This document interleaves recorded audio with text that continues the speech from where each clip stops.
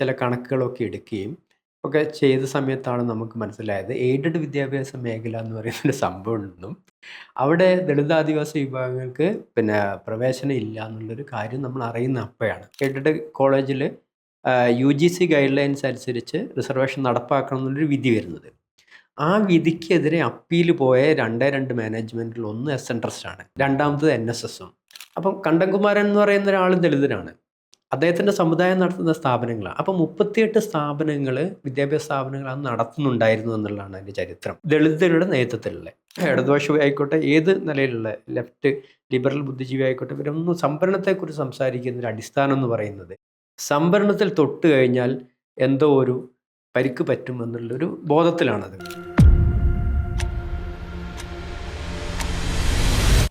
പൊതുവിദ്യാഭ്യാസ രംഗത്തെ സ്വകാര്യ കോളനികൾ എന്ന് പറയുന്ന ഈ മേഖലയിൽ ഇറങ്ങിയിട്ടുള്ള ഒരുപക്ഷെ ഏക പുസ്തകമായിരിക്കാം, അല്ലെങ്കിൽ അതിനുശേഷം നിരവധി പുസ്തകങ്ങൾക്ക് കാരണമായിട്ടുള്ള ഒരു പുസ്തകമായിരിക്കാം, നിരവധി പഠനങ്ങൾക്ക് കാരണമായിട്ടുള്ള പുസ്തകമായിരിക്കും.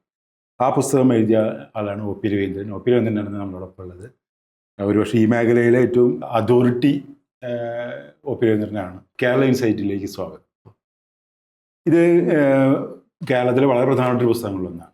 എനിക്ക് തോന്നുന്നത് പുസ്തകം എന്ന് മാത്രമല്ല, നിരവധി വിദ്യാർത്ഥികളെ, ബഹുജനങ്ങളെ, അതുപോലെ തന്നെ വിവിധ സമുദായങ്ങളിൽപ്പെട്ട ആളുകളൊക്കെ പ്രചോദിപ്പിച്ചൊരു പുസ്തകം. ഇതൊരു പുതിയൊരു മേഖല കൂടിയായിരുന്നു. കാരണം സംവരണവുമായി ബന്ധപ്പെട്ട് ധാരാളം ചർച്ചകൾ കേരളത്തിൽ നേരത്തെ നടന്നിട്ടുണ്ടെങ്കിലും ഒരു സ്വകാര്യ മേഖലയിലെ സംവരണവുമായി ബന്ധപ്പെട്ടുള്ള പ്രശ്നങ്ങളിലും അതുപോലെയുള്ള അതിൻ്റെ കണക്കുകളും ഒക്കെ വളരെ ഗൗരവമായ രീതിയിൽ ഫീൽഡ് വർക്ക് ചെയ്തിട്ടുള്ള പുസ്തകമായിട്ടാണ് എനിക്ക് മനസ്സിലാക്കുന്നത്.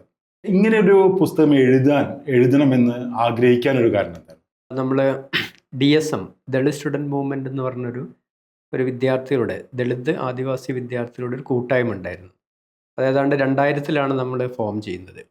ആ കാലത്ത് നമ്മളെ MPhil PhD ഫെലോഷിപ്പുമായിട്ട് ബന്ധപ്പെട്ട് കാലിക്കറ്റ് യൂണിവേഴ്സിറ്റിയിലാണ് ഞാനന്ന് MA ചെയ്തത്. അത് കഴിഞ്ഞിട്ട് കാലടിയിൽ MPhilന് പോയി. അപ്പോൾ അവിടെ നിന്നാണ് ഫെലോഷിപ്പിൻ്റെ ഒരു വിഷയം, as per UGC guide line നമുക്ക് 5000 രൂപയാണ് അന്ന് ഫെലോഷിപ്പ് ലഭിക്കേണ്ടത്. അപ്പം പല യൂണിവേഴ്സിറ്റികളിലും 5000 രൂപ കിട്ടുമ്പം കാലിക്കറ്റ്, കണ്ണൂർ, കാലടി, അതുപോലെ MG അങ്ങനെയുള്ള ചില സർവകലാശാലകൾ മാത്രം 2500 രൂപ കൊടുക്കുന്ന രീതിയായിരുന്നു. ഏത് വർഷമായിരുന്നത്? അത് 2000-ലായിരുന്നു. അപ്പം 2001, 2002 കാലഘട്ടമാണ്. അപ്പോൾ അതിനെതിരെ നമ്മൾ അന്ന് ഡയറക്ടർമാരെ കാണുന്നു, ഈ വിഷയം റേസ് ചെയ്യുന്നു. അപ്പോൾ അവരൊക്കെ എന്താണെന്ന് വെച്ചാൽ കൃത്യമായിട്ടൊരു മറുപടി പറയില്ല. അപ്പം ഗവേഷണ മേഖലയിലേക്ക് പട്ടികജാതി പട്ടികവർഗ വിദ്യാർത്ഥികളെ ആകർഷിക്കാൻ വേണ്ടി മുൻപുണ്ടായിരുന്ന ഒരു മന്ത്രിയാണ് അങ്ങനെ ഒരു തീരുമാനം എടുക്കുന്നത്, അങ്ങനെ ഓർഡർ ഇറക്കുന്നത്. അപ്പം 5000 വർദ്ധിപ്പിച്ചത് പല സർവകലാശാലകളും 5000 കൊടുക്കാൻ തുടങ്ങി. എന്നാൽ ചില സർവകലാശാലകൾ 5000 കൊടുക്കുന്നില്ല, 2500 പഴയ റേറ്റിലാണ് കൊടുക്കാൻ തുടങ്ങി. അപ്പോൾ അതിനെ നമ്മൾ ചോദ്യം ചെയ്യുകയും ഞാനന്ന് എറണാകുളം പട്ടികജാതി ഡയറക്ടറേറ്റിൽ പോയിട്ട് ഒരു ദിവസം സമരമൊക്കെ നടത്തിയിട്ടുണ്ട്. അങ്ങനെ ആ ഒരു സമരം കഴിഞ്ഞ് പിന്നീട് നമ്മൾ കാലിക്കറ്റ് യൂണിവേഴ്സിറ്റിയിൽ വലിയൊരു സമിതി വിളിച്ചു ചേർക്കുന്നു. ആ സമിതിയുടെ നേതൃത്വത്തിൽ നമ്മൾ തിരുവനന്തപുരത്ത് പോയിട്ട് ഒരു നിരാഹാര സമരം നടത്തുന്നു. അങ്ങനെ നിരാഹാര സമരത്തിൻ്റെ 4ാമത്തെ ദിവസം 5000 രൂപയായിട്ട് വർദ്ധിപ്പിച്ചുകൊണ്ട് നമുക്ക് ഉത്തരവ് തരികയായിരുന്നു. അന്നാണ് ശരിക്കും നമ്മൾ ദളിത് വിദ്യാർത്ഥികളുടെ ഒരു കോർഡിനേഷൻ ഉണ്ടാവുന്നത്. അതുവരെ മലബാറിൽ നിന്ന് പോയ എന്നെ സംബന്ധിച്ചിടത്തോളം ദളിത് വിദ്യാർത്ഥികളുടെ ഏകോപനം എന്ന് പറയുന്നൊരു സാധ്യതയേ ഇല്ല. പക്ഷേ അതെ, തിരുവനന്തപുരത്തും കോട്ടയത്തും കണ്ണൂരും MGയിലൊക്കെ ഉള്ള വിദ്യാർത്ഥികൾ അവിടെ ആ സമരത്തിൻ്റെ ഭാഗമായിട്ട് വന്നു. ഞങ്ങൾ 4-5 പേരാണ് സമരം തുടങ്ങുന്നത്. പക്ഷേ അത് വിജയിക്കുമ്പോഴേക്ക് 40ഓളം വിദ്യാർത്ഥികളുണ്ടായിരുന്നു ആ സമര പന്തലിൽ. എന്നിട്ട് നമ്മൾ ആ പന്തലിൽ വെച്ചിട്ട് സ്റ്റേറ്റ് ലെവലിലൊരു ആദിവാസി ദളിത് വിദ്യാർത്ഥികളുടെ കോർഡിനേഷൻ, ഒരു അഡ്ഹോക്ക് കമ്മിറ്റി ഉണ്ടാക്കിയിട്ടാണ് അന്ന് ആ സമരം പിരിഞ്ഞത്. അതിൻ്റെ ശേഷം ഏതാണ്ട് ഒരു വർഷത്തോളം ആ സംഘടന അങ്ങനെ തന്നെ നിന്നു. വലിയ ചലനങ്ങളൊന്നും വന്നില്ല. പിന്നീടാണ് ഞങ്ങൾ എന്ത് ചെയ്യുന്നത്, അടുത്തൊരു മീറ്റിംഗ് എറണാകുളത്ത് തന്നെ വിളിച്ചു ചേർക്കുന്നു. ആ മീറ്റിങ്ങിൽ നമ്മൾ അധ്യാപകരുടെ പ്രാതിനിധ്യം, അപ്പം വിദ്യാർത്ഥികളുടെ SC/ST വിദ്യാർത്ഥികളുടെ സംവരണ വിഷയം ക്യാമ്പസുകളിൽ, പല ക്യാമ്പസുകളിലും ഡിപ്പാർട്ട്മെൻറ്റുകളിലും ക്വാളിഫൈഡ് ആയ വിദ്യാർത്ഥികൾ ഉണ്ടെങ്കിലും അവരെ എടുക്കാതിരിക്കുക, അങ്ങനെ കുറേ പ്രശ്നങ്ങളുണ്ടായിരുന്നു. അതുപോലെ അധ്യാപകർ തന്നെ വേക്കൻസി ഉണ്ടായാലും നിയമിക്കാതിരിക്കുന്ന അവസ്ഥ സർവകലാശാലകളിലൊക്കെ. അങ്ങനെ ഇതൊക്കെ നമ്മളൊരു കണക്കെടുക്കാമെന്നൊക്കെ തീരുമാനിക്കുകയും അങ്ങനെ ചില കണക്കുകളൊക്കെ എടുക്കുകയും ഒക്കെ ചെയ്ത സമയത്താണ് നമുക്ക് മനസ്സിലായത് എയ്ഡഡ് വിദ്യാഭ്യാസ മേഖല എന്ന് പറയുന്നൊരു സംഭവം ഉണ്ടെന്നും അവിടെ ദളിത് ആദിവാസി വിഭാഗങ്ങൾക്ക് പിന്നെ പ്രവേശനം ഇല്ല എന്നുള്ളൊരു കാര്യം നമ്മൾ അറിയുന്ന അപ്പോഴാണ്. അപ്പോൾ അതിൻ്റെ പ്രധാനപ്പെട്ട കാര്യം എന്ന് പറഞ്ഞാൽ അപ്പോഴേക്കിനും നമുക്ക് നമ്മളെ ഈ ഗ്രൂപ്പിലുള്ള ആൾക്കാർ പല ആളും പിന്നെ നേരത്തെ നെറ്റ് ക്വാളിഫൈ ചെയ്തിട്ടുണ്ട്. ആ കൂട്ടത്തിൽ അവർ PhD കൂടി ക്വാളിഫൈഡ് ആവുന്നു. പല എയ്ഡഡ് സ്ഥാപനങ്ങളിലും ഇൻ്റർവ്യൂവിന് പോകുന്നു. അപ്പോഴാണ് പറയുന്നത് ഇവിടെ റിസർവേഷൻ ഇല്ല എന്ന് ആദ്യം അവർ പറയുന്നത്. ഇപ്പോൾ കോഴിക്കോടൊക്കെ ഉള്ള പല മുസ്ലിം മാനേജ്മെൻറ്റ് സ്ഥാപനങ്ങളിലൊക്കെ പോയപ്പോഴും ബി മനോജ് സന്തോഷിനെ പോലുള്ള ആൾക്കാർ ചെല്ലുമ്പോൾ ഇവിടെ സംവരണമില്ല കേട്ടോ എന്നാണ് ഓഫീസിൽ നിന്ന് പറയുന്നത്. അപ്പം ആ ഒരു പ്രശ്നം വന്നപ്പോഴാണ് നമ്മൾ ഈ കണക്ക് പരിശോധിക്കാൻ നോക്കുന്നത്. അപ്പോൾ കേരളത്തിൽ നോക്കുമ്പം 150ഓളം എയ്ഡഡ് സ്ഥാപനങ്ങളുണ്ട്. സർക്കാർ കോളേജുകളുടെ 3 ഇരട്ടിയോളം എയ്ഡഡ് കോളേജുകളാണുള്ളത്. അവിടെ സംവരണമില്ല എന്നുള്ളൊരു വിഷയം നമ്മൾ ശ്രദ്ധയിലേക്ക് വരും. അത് ചലഞ്ച് ചെയ്യണം എന്നുള്ളൊരു രീതിയിൽ നമ്മൾ കാര്യങ്ങൾ ആലോചിക്കുന്നു. പല മീറ്റിങ്ങുകൾ നടത്തുന്നു. അങ്ങനെ നമ്മൾ ആദ്യം കാലിക്കറ്റ് യൂണിവേഴ്സിറ്റിയിൽ ഒരു സെമിനാർ സംഘടിപ്പിച്ചു. അതിന് ശേഷം കോട്ടയം MG സർവകലാശാലയിൽ നമ്മളൊരു സെമിനാർ സംഘടിപ്പിക്കുന്നു. അപ്പം ഇത്രയും പിന്നെ വളരെ വിപുലമായ ഒരു മേഖലയാണ് ഈ എയ്ഡഡ് മേഖല എന്ന് നമുക്കന്ന് അറിയില്ല. നമുക്ക് പ്രാതിനിധ്യമില്ല, സംവരണമില്ല. എന്തുകൊണ്ട് സംവരണമില്ല? അപ്പോൾ UGCയുടെ ഗൈഡ് ലൈൻ ഉണ്ട്, SC/ST വിഭാഗം സംവരണം നൽകേണ്ടതാണ് എന്നുള്ളത്. ഈ ഒരു സാധനം മാത്രമേ നമ്മുടെ അടുത്തുള്ളൂ. അപ്പം നമ്മൾ ഇതുമായിട്ട് പോവുകയും അത് ക്യാമ്പസുകളിൽ വലിയ ഡിസ്കഷനാക്കി കൊണ്ടുവരിക എന്നായിരുന്നു നമ്മൾ ഉദ്ദേശിച്ചത്. ഇപ്പം ഒരു അക്കാദമിക് മേഖലയ്ക്കകത്ത് ഇത് ഡിസ്കഷനായി കൊണ്ടുവരിക എന്നാണ് നമ്മൾ ഉദ്ദേശിച്ചത്. അപ്പം അങ്ങനെ 2-3 സമ്മേളനങ്ങളും അതുപോലെ പിന്നെ നമ്മുടെ വിദ്യാർത്ഥി DSMൻ്റെ സംസ്ഥാന സമ്മേളനങ്ങളിലൊക്കെ ഇത് വലിയൊരു അജണ്ടയായിട്ട് കൊണ്ടുവരുന്നു. സമര പ്രഖ്യാപനങ്ങളൊക്കെ അന്ന് നടത്തുന്നു. അതെല്ലാം കഴിഞ്ഞപ്പോഴാണ് ഇതിൻ്റെ ഒരു ഏകദേശ രൂപം നമ്മൾക്ക് കിട്ടുന്നത്. അപ്പം എയ്ഡഡ് മേഖല എന്ന് പറയുന്നത് അതിൻ്റെ പിന്നിൽ വലിയൊരു രാഷ്ട്രീയ സമരം നടന്നിട്ടുണ്ട്. കേരളത്തിലെ വലിയ സമുദായങ്ങളാണ് അത് നിയന്ത്രിക്കുന്നത്. രാഷ്ട്രീയ പാർട്ടികളെയും സംസ്ഥാന സർക്കാരിനെ പോലും നിയന്ത്രിക്കാൻ ശേഷിയുള്ള വിഭാഗങ്ങളാണ് എയ്ഡഡ് മേഖല മാനേജ്മെൻറ്റുകളൊക്കെ അറിയുന്നത് നമ്മൾ പിന്നീടാണ്. അപ്പം നമ്മളെ സംബന്ധിച്ചിടത്തോളം ആ സമയത്താണ് 2010 അപ്പോഴേക്ക് ആ സമയം 2010ഓളമായി. 2010 അന്നത്തെ ഇടതുപക്ഷ ഗവൺമെൻറ്, അന്നത്തെ MABB ആയിരുന്നു വിദ്യാഭ്യാസ മന്ത്രി.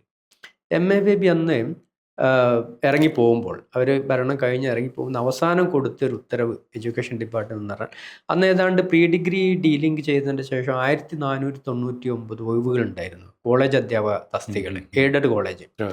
അപ്പോൾ അത് നികത്താനുള്ള ഓർഡർ കൊടുത്തിട്ടാണ് അവർ ഇറങ്ങിപ്പോകുന്നത്. അപ്പം നമ്മൾ ഇതൊരു സമരമായിട്ട് കൊണ്ടുവരാനാണ് എയ്ഡഡ് മേഖല നിയമനം PSCക്ക് വിടുക എന്നൊക്കെയുള്ള രീതിയിലൊരു ആണ് നമ്മൾ അന്ന് ഉദ്ദേശിച്ചത്. അപ്പോൾ പെട്ടെന്ന് ഈ ഒരു സാധനം വരുമ്പോൾ ഞങ്ങൾ എന്ത് ചെയ്തെന്ന് വെച്ചാൽ, ഇപ്പം ഈ നോട്ടിഫിക്കേഷനകത്ത്, ഈ ഓർഡറിനകത്ത് SC/ST വിഭാഗങ്ങളുടെ സംവരണത്തെക്കുറിച്ചൊന്നും പരാമർശിക്കുന്നില്ല. അപ്പം UGCയുടെ സംബന്ധിച്ച് 2006-ലും അതിൻ്റെ മുൻപേ ഒക്കെ UGCയുടെ ഗൈഡ് ലൈൻ ഉണ്ട്. UGC പറയുന്നത് എയ്ഡഡ് മേഖലയിൽ പട്ടികജാതി പട്ടികവർഗ വിഭാഗങ്ങൾക്ക് സംവരണം നൽകണം എന്നാണ്. അപ്പം ആ ഒരു പോയിന്റ് വെച്ച് ഞങ്ങൾ എന്ത് ചെയ്യുമെന്ന് വെച്ചാൽ, ഈ സർക്കാരിൻ്റെ ഉത്തരവ് കൊണ്ടുപോയിട്ട് നമ്മൾ ഹൈക്കോടതിയിൽ കേസിന് പോവുകയാണ് ചെയ്യുന്നത്. അപ്പോൾ അന്നേരം KT ശങ്കരനാണ് ഈ കേസ് എടുക്കുന്നത്. അദ്ദേഹം ഒരു ഇൻറ്റീരിയം തരികയും ചെയ്തു നമുക്ക്. ഈ കേസ് കഴിയുന്നത് വരെ നിയമനം നടത്താൻ പാടില്ല, ഇത് പെട്ടെന്ന് കക്ഷികൾക്ക് നോട്ടീസ് അയക്കണം എന്ന് പറഞ്ഞിട്ടാണ് അത് ഫയൽ സ്വീകരിക്കുന്നത്. അങ്ങനെ ഫയൽ സ്വീകരിക്കുന്നു, അങ്ങനെ കേസിലേക്ക് പോവുകയാണ്. അപ്പം ഈ ഒരു കോണ്ടെക്സ്റ്റിലാണ് ഞങ്ങൾ എന്ത് ചെയ്യുന്നത്, ഇതിൻ്റെ ഒരു ഡോക്യുമെൻറ്റേഷൻ ഇല്ല ശരിക്കും പറഞ്ഞാൽ കേരളത്തിനെ സംബന്ധിച്ചിടത്തോളം. ആ സമയത്ത് തന്നെ നമ്മൾ പല ആൾക്കാരോട് സംസാരിക്കുമ്പോഴും എയ്ഡഡ് മേഖല എന്ന് പറയുന്നത് കേരളത്തിലെ വലിയ ബുദ്ധിജീവികളെ സംബന്ധിച്ചിടത്തോളം പോലും എന്താണ് എയ്ഡഡ് മേഖല, അവിടെ സംവരണം ഉണ്ട് എന്നൊക്കെ. ഇപ്പോൾ TK രാമേന്ദ്രൻ മാഷ്, ഞാനും അദ്ദേഹമായിട്ട് ഒരു ദിവസം അവിചാരിതമായിട്ട് ഞാനും ദിലീപ് രാജും മാഷൊക്കെ ഒന്നിച്ചിരിക്കുന്നൊരു അവസരത്തിൽ ഞങ്ങളിങ്ങനെ ദിലീപ് എന്നെ പരിചയപ്പെടുത്തുകയാണ്. രവീന്ദ്രൻ എയ്ഡഡ് മേഖല സംവരണത്തെക്കുറിച്ച് സംസാരിക്കുകയും എഴുതുകയൊക്കെ ചെയ്യുന്ന ആളാണ്, കേസ് കൊടുത്ത ആളാണെന്നൊക്കെ. അപ്പോൾ അദ്ദേഹം പറയുന്നത് എയ്ഡഡ് മേഖലയിൽ സംവരണം ഉണ്ടോ, നിങ്ങൾക്കറിയാഞ്ഞിട്ടാണ്. വലിയ തർക്കമായി. അപ്പോൾ മാഷ് തറപ്പിച്ച് പറഞ്ഞു എയ്ഡഡ് മേഖലയിൽ സംവരണം ഉണ്ട്, അന്ന് ചാത്തൻ മാഷ് അത് നടപ്പാക്കിയിട്ടുണ്ട്, നിങ്ങൾക്ക് അറിയാഞ്ഞിട്ടാണ്, നിങ്ങൾ ആ ഓർഡർ എടുക്കണം എന്നൊക്കെ പറഞ്ഞില്ല. ഞാൻ പറയുന്നത് അപ്പം ആ രീതിയിൽ എയ്ഡഡ് മേഖലയിൽ സംവരണം ഉണ്ടോ ഇല്ലയോ, അല്ലെങ്കിൽ ഉണ്ടാവേണ്ടതില്ല എന്നൊക്കെ വിചാരിച്ചുകൊണ്ടിരിക്കുന്ന ഒരു അവസ്ഥയാണ്. ക്യാമ്പസുകളെ പോലും അവസ്ഥ അങ്ങനെയാണ്. അപ്പോൾ ഇതിനെ ഡോക്യുമെൻ്റ് ചെയ്യണം എന്നുള്ളൊരു ആഗ്രഹം നമ്മളെ സംബന്ധിച്ചിടത്തോളം വലിയ അത്യാവശ്യമായി തീരുകയാണ്. പ്രത്യേകിച്ച് കേസിനും മറ്റു കാര്യങ്ങളും ആവശ്യമാണ്. ആവശ്യമായിട്ട് വരികയാണ്. അങ്ങനെയാണ് നമ്മൾ പിന്നെ ഈ കേസിന് വേണ്ടി കേസിൻ്റെ കാര്യങ്ങൾ ജനങ്ങളുമായിട്ട് സംവദിക്കുക എന്നുള്ളൊരു കോണ്ടക്സ്റ്റിലാണ് നമ്മൾ ഇതിനെക്കുറിച്ച് കൂടുതൽ അന്വേഷിക്കുകയും ഇപ്പോൾ ഇതിലെ ഡാറ്റകളൊക്കെ മുഴുവൻ നമ്മൾ RTI മുഖേനയാണ് എടുത്തത്. അതിനൊരു വർഷം 1.5 വർഷമൊക്കെ കഴിഞ്ഞിട്ടാണ് RTIക്ക് പല കോളേജുകളും റിപ്ലൈ തന്നത്, പല തടസ്സവാദങ്ങൾ ഉന്നയിച്ചു. അപ്പം ഇതിൻ്റെ കോണ്ടക്സ്റ്റ് എന്ന് പറയുന്ന എയ്ഡഡ് മേഖലയിൽ സംവരണം നടപ്പാക്കുക, അല്ലെങ്കിൽ അതിൻ്റെ ഒരു എന്താണ് അതിൻ്റെ പൊളിറ്റിക്കൽ അതിൻ്റെ സ്ഥിതി എന്താണ് എന്നുള്ളതൊന്ന് അറിയുക എന്നുള്ള ഒരു ഭാഗം, ഒരു പ്രക്ഷോഭത്തിൻ്റെ ഭാഗമായിട്ട് ഡെവലപ്പ് ചെയ്യുകയും ഈ ബുക്ക് ആ രീതിയിൽ രൂപം കൊള്ളുകയും ചെയ്തു എന്നുള്ളതാണ് കുറച്ചുകൂടി ശരി. ഇപ്പോൾ ഈ പുസ്തകത്തിൻ്റെ ഒരു പ്രത്യേകത എന്ന് വെച്ചാൽ സാധാരണ നമ്മൾ പുസ്തകങ്ങളൊക്കെ എഴുതുമ്പോൾ നമുക്ക് പല സ്ഥലത്തു നിന്ന് ഡാറ്റ ലഭ്യമാണ്. ഡാറ്റ നമുക്ക് എടുക്കാൻ കഴിയും പുസ്തകങ്ങളിൽ നിന്ന്, അല്ലെങ്കിൽ മുന്നുള്ള വർക്കുകളിൽ നിന്നൊക്കെ എടുക്കാൻ കഴിയും. ഈ പുസ്തകത്തിൻ്റെ പ്രത്യേകത ഇത് പൂർണ്ണമായും ഫീൽഡ് വർക്കിൻ്റെ ഭാഗമായി രൂപം കൊള്ളേണ്ട പുസ്തകങ്ങളാണ്. ഫീൽഡ് വർക്ക് ആവട്ടെ നമ്മുടെ എതിരാളികളിൽ നിന്ന് ആണ് ശേഖരിക്കേണ്ടത്. ഈ ഒരു സാഹചര്യത്തിൽ ഫീൽഡ് വർക്കിന് വേണ്ടുന്ന അതിൻ്റെ ഒരു അനുഭവം എങ്ങനെയായിരുന്നു? അത് നമ്മൾ RTI അപ്പോഴേക്ക് വളരെ 2005 RTI വന്നു. RTI വന്നിട്ടില്ലെങ്കിൽ ഇങ്ങനെ ഒരു വർക്ക് അസാധ്യമാണ്, പ്രധാനപ്പെട്ട ഒരു കാര്യമാണ്. കാരണം പ്രത്യേകിച്ച് ഈമായിട്ട് ബന്ധപ്പെട്ട് നമ്മൾ എഡ്യൂക്കേഷൻ ഡിപ്പാർട്ട്മെൻറ്റിന് കത്തുകൾ കൊടുക്കുകയാണ് ചെയ്തത്. ആ എഡ്യൂക്കേഷൻ ഡിപ്പാർട്ട്മെൻറ്റ് എല്ലാ കോളേജുകൾക്കും എന്ത് ചെയ്യുന്നു, ഈ ഇൻഫർമേഷൻ കൈകാര്യം വിടുന്നു. അങ്ങനെ കോളേജുകളാണ് പിന്നീട് നമുക്ക് ഇൻഫർമേഷൻ തരുന്നത്. അപ്പോൾ പല കോളേജുകളും നമുക്ക് ഇൻഫർമേഷൻ തന്നില്ല. അപ്പോൾ അവർ പറയുന്നത്, അപ്പോൾ SN ട്രസ്റ്റുമായിട്ട് ബന്ധപ്പെട്ടന്ന് സുപ്രീം കോടതിയിൽ ഒരു കേസ് ഉണ്ടെന്നും ആ കേസിൻ്റെ ഭാഗമായതുകൊണ്ട് നമുക്ക് തരാൻ കഴിയില്ല എന്ന് പറഞ്ഞിട്ട് SN ട്രസ്റ്റ് കോളേജുകൾ കുറേ നമുക്ക് തന്നില്ല. ശരി, 5 or 6 കോളേജുകൾ മാത്രമേ നമുക്ക് കണക്ക് തന്നിട്ടുള്ളൂ. എന്നാൽ 6 കോളേജുകൾ നമുക്ക് തന്നു, പക്ഷേ ചില കോളേജുകൾ, ഭൂരിപക്ഷം കോളേജുകൾ നമുക്ക് തന്നില്ല. അവർ ഈ കേസിൻ്റെ കാര്യമാണ് പറയുന്നത്. അപ്പോൾ അതുപോലെ തന്നെ സ്കൂളുകളെ കണക്കൊക്കെ നമ്മൾ എടുക്കാൻ നോക്കിയെങ്കിലും അത് വലിയ സങ്കീർണമാണ്. കാരണം ഒരുപാട് സ്കൂളുകളുണ്ട് കേരളത്തിനകത്ത്, 2000-3000 അടുത്ത് സ്കൂളുകളുണ്ട്. അപ്പം കോളേജുകളെ സംബന്ധിച്ചാണെങ്കിൽ ആ നിലയ്ക്ക് നോക്കുമ്പോൾ 150 കോളേജുകളേ ഉള്ളൂ. അപ്പോൾ അതിൻ്റെ ഒരു കുറവും, പിന്നെ കുറച്ചുകൂടി ഫോക്കസ് ചെയ്ത് എടുക്കാം എന്നുള്ളൊരു ഇതിലാണ് നമ്മൾ ഹയർ എഡ്യൂക്കേഷനിൽ തന്നെ RTI കൊടുക്കുകയും അങ്ങനെയാണ് നമുക്കിത് ലഭ്യമാകുന്നത്. അതുതന്നെ ഏതാണ്ട് ഒരു 1.5 വർഷം എടുത്തു ഈ സാധനം മുഴുവൻ എത്തിച്ചേരാൻ. അപ്പോൾ അത് ഓരോ പ്രാവശ്യം വരുമ്പോഴും അത് നമ്മൾ എന്ത് ചെയ്ത് അത് വീണ്ടും കമ്പ്യൂട്ടറിൽ അത് പിന്നെ ഡാറ്റ ആഡ് ചെയ്ത് അങ്ങനെ പോരുകയാണ്. വലിയൊരു പ്രോസസ്സായിരുന്നു. മാത്രമല്ല ഈ RTI എന്നൊക്കെ ഞാൻ പല സ്ഥലത്തുള്ള സമയത്താണ് ഈ RTI ലെറ്ററുകളൊക്കെ വരുന്നത്. 1.5 വർഷം എന്ന് പറഞ്ഞാൽ നമ്മൾ 2-3 സ്ഥലങ്ങളിലൊക്കെ ആയിരിക്കില്ല ആ സമയത്ത്. അപ്പം ചില സമയത്ത് ഞാൻ വരുമ്പോഴേക്കും അവിടെ 5-6 ലെറ്റേഴ്സ് ഉണ്ടാവും. ചിലപ്പം പോസ്റ്റ് ഓഫീസിൽ വന്ന് കിടക്കുന്നുണ്ടാവും. അങ്ങനെയൊക്കെ വലിയൊരു പ്രോസസ്സ്. കേരളത്തിൽ വ്യത്യസ്ത എയ്ഡഡ് സ്ഥാപനങ്ങൾ, പല സഭകളോ അല്ലെങ്കിൽ അതുപോലെ തന്നെ ചില സമുദായ സംഘടനകളൊക്കെയാണല്ലോ നടത്തുന്നത്. അപ്പോൾ ഈ വിവരങ്ങൾ തരാൻ ഏറ്റവും കൂടുതൽ മടി കാണിച്ച സമുദായം ഏതായിരുന്നു? എല്ലാവരും ഒരുപോലെയാണോ? ഇതാണ് ഇപ്പം SN ട്രസ്റ്റാണ് നമുക്ക് തരാതിരുന്നത്. അപ്പോൾ നമ്മൾ ആ പുസ്തകത്തിൽ തന്നെ പരിശോധിച്ചാൽ അറിയാം. അപ്പം നമ്മൾ 8 കോളേജുകളുടെ കണക്കുകൾ, അധ്യാപകരുടെ റെപ്രസെൻറ്റേഷൻ എങ്ങനെയാണ്, മാനേജ്മെൻറ്റുകളിലെ പ്രതികളാണോ കൂടുതൽ എന്നുള്ളൊരു കണക്ക് നമ്മൾ ശേഖരിക്കാൻ വേണ്ടി 8 കോളേജുകളുടെ കണക്ക് എടുത്തിട്ടുണ്ട്. അത് 8 അല്ല, നമുക്കൊരു 10-20 കോളേജുകൾ എടുക്കാം. പക്ഷേ അതിൻ്റെ പ്രശ്നം എന്ന് പറഞ്ഞാൽ പിന്നെ പല കോളേജുകളും അത്രയും തന്നിട്ടുണ്ടാവില്ല. അപ്പോൾ അതുകൊണ്ട് ഒരു മാനകം നമുക്ക് സെറ്റ് ചെയ്യാൻ പറ്റില്ല. അപ്പോൾ അതുകൊണ്ട് SN ട്രസ്റ്റ് കോളേജുകളുടെ 4 കോളേജിനെയാണ് നമുക്ക് എടുക്കാൻ പറ്റിയത്. 8 കോളേജ് പോലും എടുക്കാൻ പറ്റില്ല. കാരണം 5 കോളേജ് മറ്റാണ് തന്നത്. ഒന്ന് തന്നെ ഭാഗികമായിരുന്നു. അപ്പം അതുകൊണ്ട് അത് ആഡ് ചെയ്യാൻ പറ്റില്ല. അപ്പം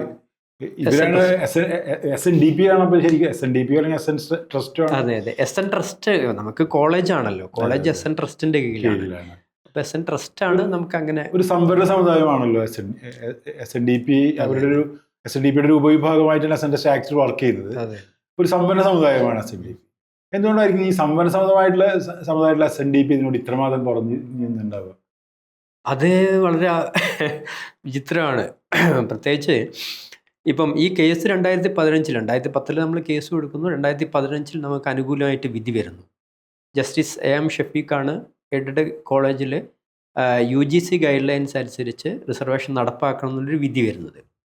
ആ വിധിക്കെതിരെ അപ്പീൽ പോയ 2 മാനേജ്മെൻറ്റിൽ ഒന്ന് എസ്.എൻ. ട്രസ്റ്റാണ്, രണ്ടാമത്തത് NSSഉം. അപ്പം NSSഉം എസ്.എൻ. ട്രസ്റ്റ് രണ്ടും പറഞ്ഞ പോലെ ഹിന്ദു മാനേജ്മെൻറ്റുകളൂടെയാണ് എന്നാണ് ഒരു പ്രത്യേകം. അപ്പം അവരെ സംബന്ധിച്ചിടത്തോളം അവരെ സ്ഥാപനങ്ങളിലെ കണക്ക് പുറത്ത് വരിക എന്നുള്ളത്, പ്രത്യേകിച്ച് സംവരണീയരായിരിക്കുന്ന ഒരു സമുദായം സഹസംവരണീയരായ ഒരു സമുദായത്തിൻ്റെ അവകാശങ്ങൾ നിഷേധിക്കുന്നുവെന്ന് പുറത്തു പറയുന്നതിലുള്ള പ്രശ്നമാണോ ഈ ഡോക്യുമെൻ്റ് തരാത്തതെന്നാണ് നമുക്ക് സംശയിക്കാൻ ഒരു സാധ്യത.